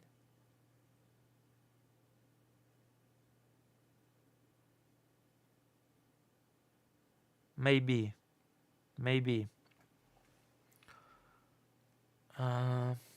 So this is a prospect that we should be prepared for.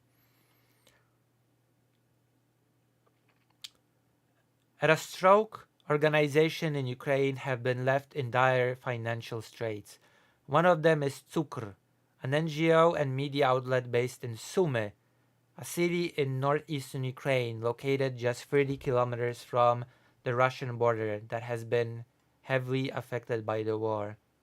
And speaking of Sumy,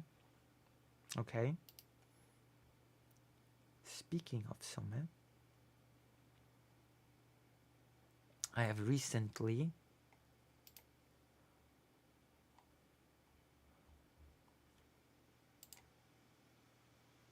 watched a very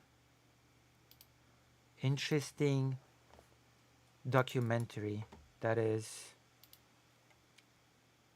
based in Sumy. So if you're interested in what that region is, where this NGO is, Sumy, a city in northeastern Ukraine. Sumy is a whole region. Sumy is not just a city, it's a whole, the Sumsky region, right? So if you want to know more about Sumy and actually what's happening, the situation there, maybe even to learn more about the counteroffensive into Kursk, then I highly recommend you to watch a documentary on it. I'm actually gonna link it. I'm gonna do it.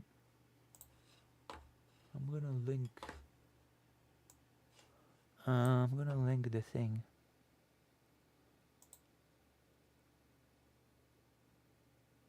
Hold on. Lucy has a dark art / live. I'm gonna log in. How do I log in? Log in. I have to log into my own thing to be able to do anything. Where is Philippe Auguste? I've got you. There you go. I highly recommend this documentary.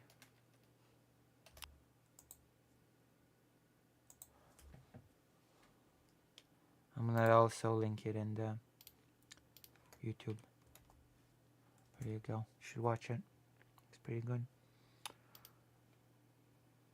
And I feel like it's a travesty that people like the Zoomer historian are getting hundreds of thousands of views and videos like this are not. So whatever I can add to fight this injustice, I'll probably do. Oh, okay. Link it in the page. You cannot link. You cannot give me links in YouTube. You have to join the page if you want to give me links, Vladimir. Okay, let's continue. There is the NGO called Cukr, an NGO based in Sumy, which gave me an opportunity to share this nice documentary.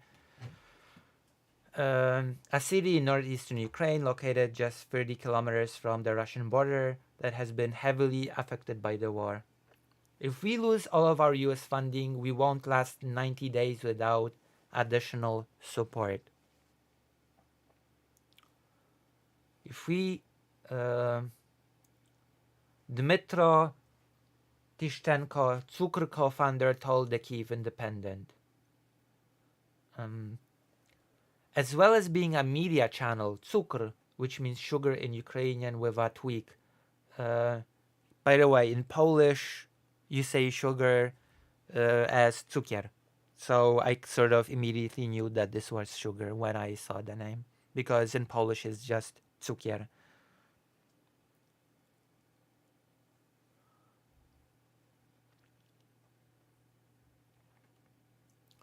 As well as being a media channel, Cukr organizes concerts and festivals and also provides educational workshops on business and mental health, badly needed resources for those living in a region that is one of the hardest hit by daily Russian missile, glide bomb, and drone attacks. Because we must remember that war for children inevitably means education gap. That'll just happen no matter what. Education gap will happen. So organizations stepping in to fill in the gaps and to try to provide more education are worth probably more than gold, actually. And this is why the funding is crucial for them. Tishchenko said 30% of the organization's funding was currently frozen and all planned events tied to that money had been cancelled. So all the events died, basically. Even if we try to use alternative resources for these projects, we'll need to rethink how to implement them, he said. Valery Garmash, head of the Makes Sense, an NGO dedicated to developing independent journalism in Ukraine, told the Kyiv Independent that the US aid freeze, even if lifted after 90 days, threatens to the survival of her organization and others like it. So you can see, while this is not affecting directly the aid to the military, it still is a big, big deal, a huge deal. In Ukraine alone, we're not even discussing the effects that it will have in all other parts of the world. We're just discussing Ukraine right now, right? It is worth keeping in mind.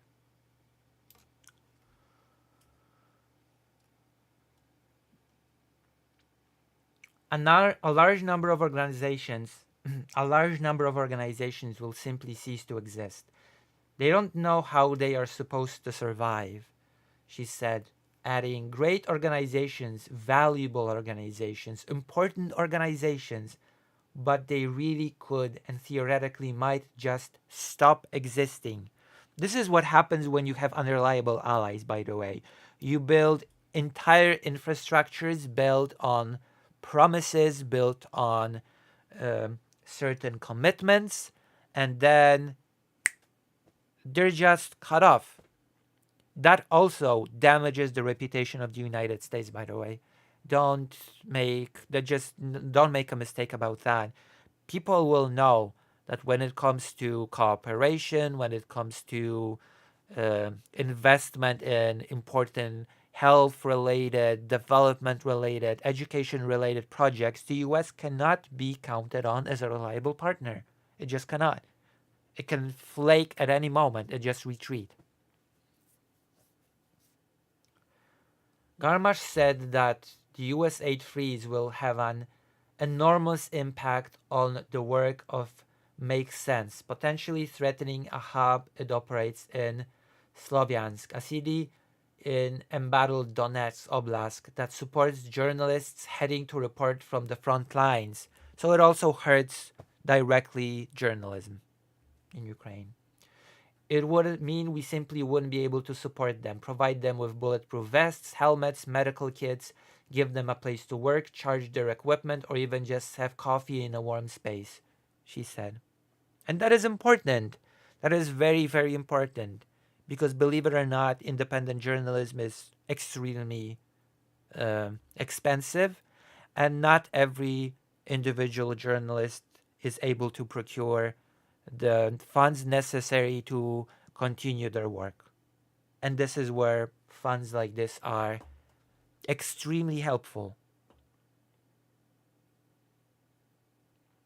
Right?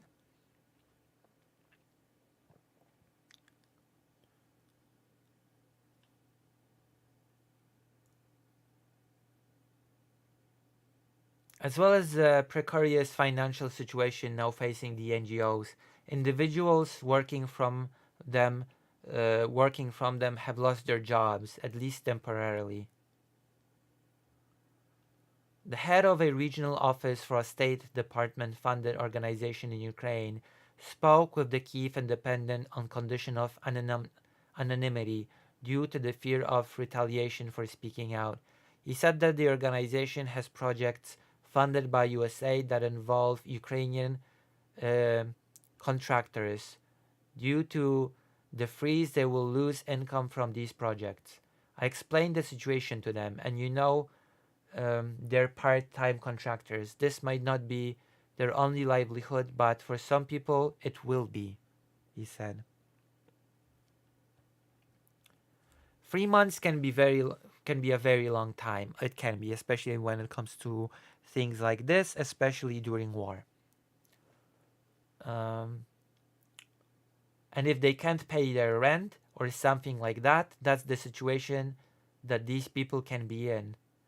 Hopes had been raised that Ukraine could be made exempt from the USAID freeze on January 25th, when the Financial Times reported that senior diplomats in the State Department Bureau of European and Eurasian Affairs requested a full waiver for operations in Ukraine, citing national security concerns. I mean, there's a war raging in Ukraine, so of course Ukraine should be an exemption.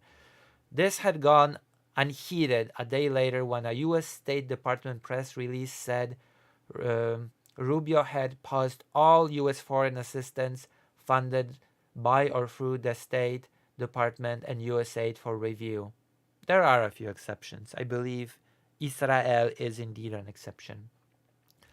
But an American working for a State Department-funded organization in Ukraine told the Kyiv Independent on condition of anonymity that the waiver could still be being processed. Oh, okay. So I guess there's still hope for Ukraine. There are many countries that will suffer for this, a lot. It's unlikely that they would have received an answer by now. I mean, it's only Monday, they said, adding, I don't think any waivers would have been processed in time. It's possible that a waiver for Ukraine could still happen. I'm not sure if it's hope, or I'm actually not sure if this is pure hope, but the Kyiv Independent contacted USAID about the status of the waiver request but had not received a reply at the time of publication. In any case, until either the 90 days are up and US aid assistance resumes, or the waiver request is approved, some of the most vulnerable people in Ukraine will be left without crucial support. Kucher, head of the services department at Veterans Hub, says that as well as providing in-person counseling and support to veterans, the organization's 24-hour support hotline handles 1,300 calls a month. For veterans and their families, knowing that there's someone they can rely on at any time, it is crucial, she said. Any change, especially in uncertain times like these, is challenging for everyone. It's unpredictable. It's unsettling. And it's destructive. And it erodes trust in the US as a partner and as an ally. So yeah, that's the news. Any thoughts? I've explained more or less why this is. I could find some articles that would explain why how this will affect other countries, but I think we got the idea more or less.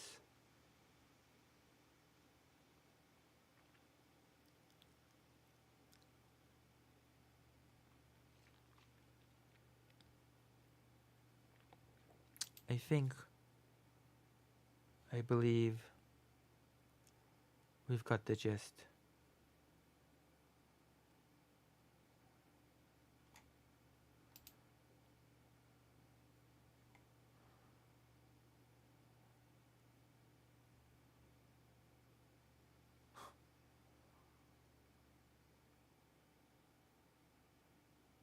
Oh my gosh. Oh, Nicolas Diorio.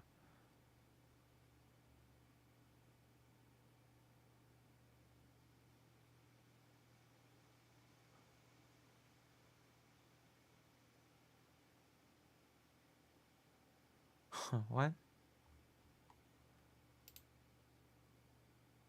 What the hell? What? But yes. Any thoughts, questions, or whatever?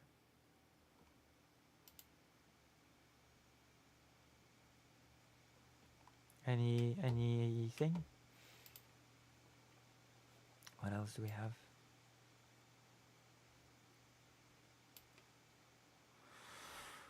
Uh,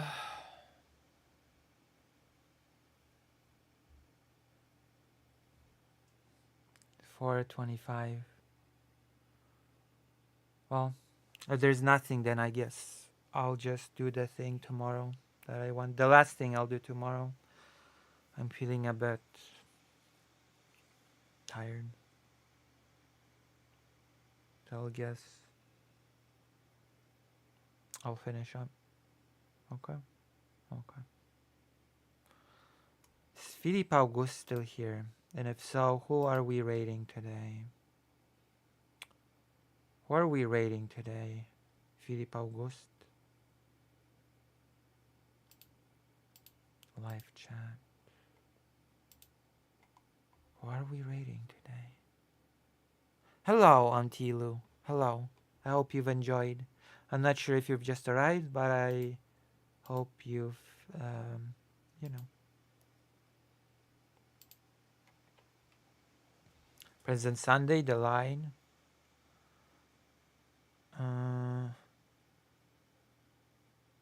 Vegcom. Okay, Vegcom it is then. Alright, I'll see you today, which is tomorrow, but no, we'll go with Vegcom. That's fine. Okay, I'll see you, okay? Good night. Good night, good night. Okay, you caught 10 minutes. I hope you've enjoyed. I really do. Alright, I'll see you, okay? I'll see you today, which is tomorrow. Thank you very much. Thank you. You need more audience. Well, I'll do my best to work on that. Thank you very much. Okay, I'll see you. Bye-bye. Did you cover the Zoomer historian yesterday? I only covered part of the video. Maybe we'll finish it tonight. today, tomorrow. I covered part of his video. I did not finish the video yet. Okay. See you. Bye-bye.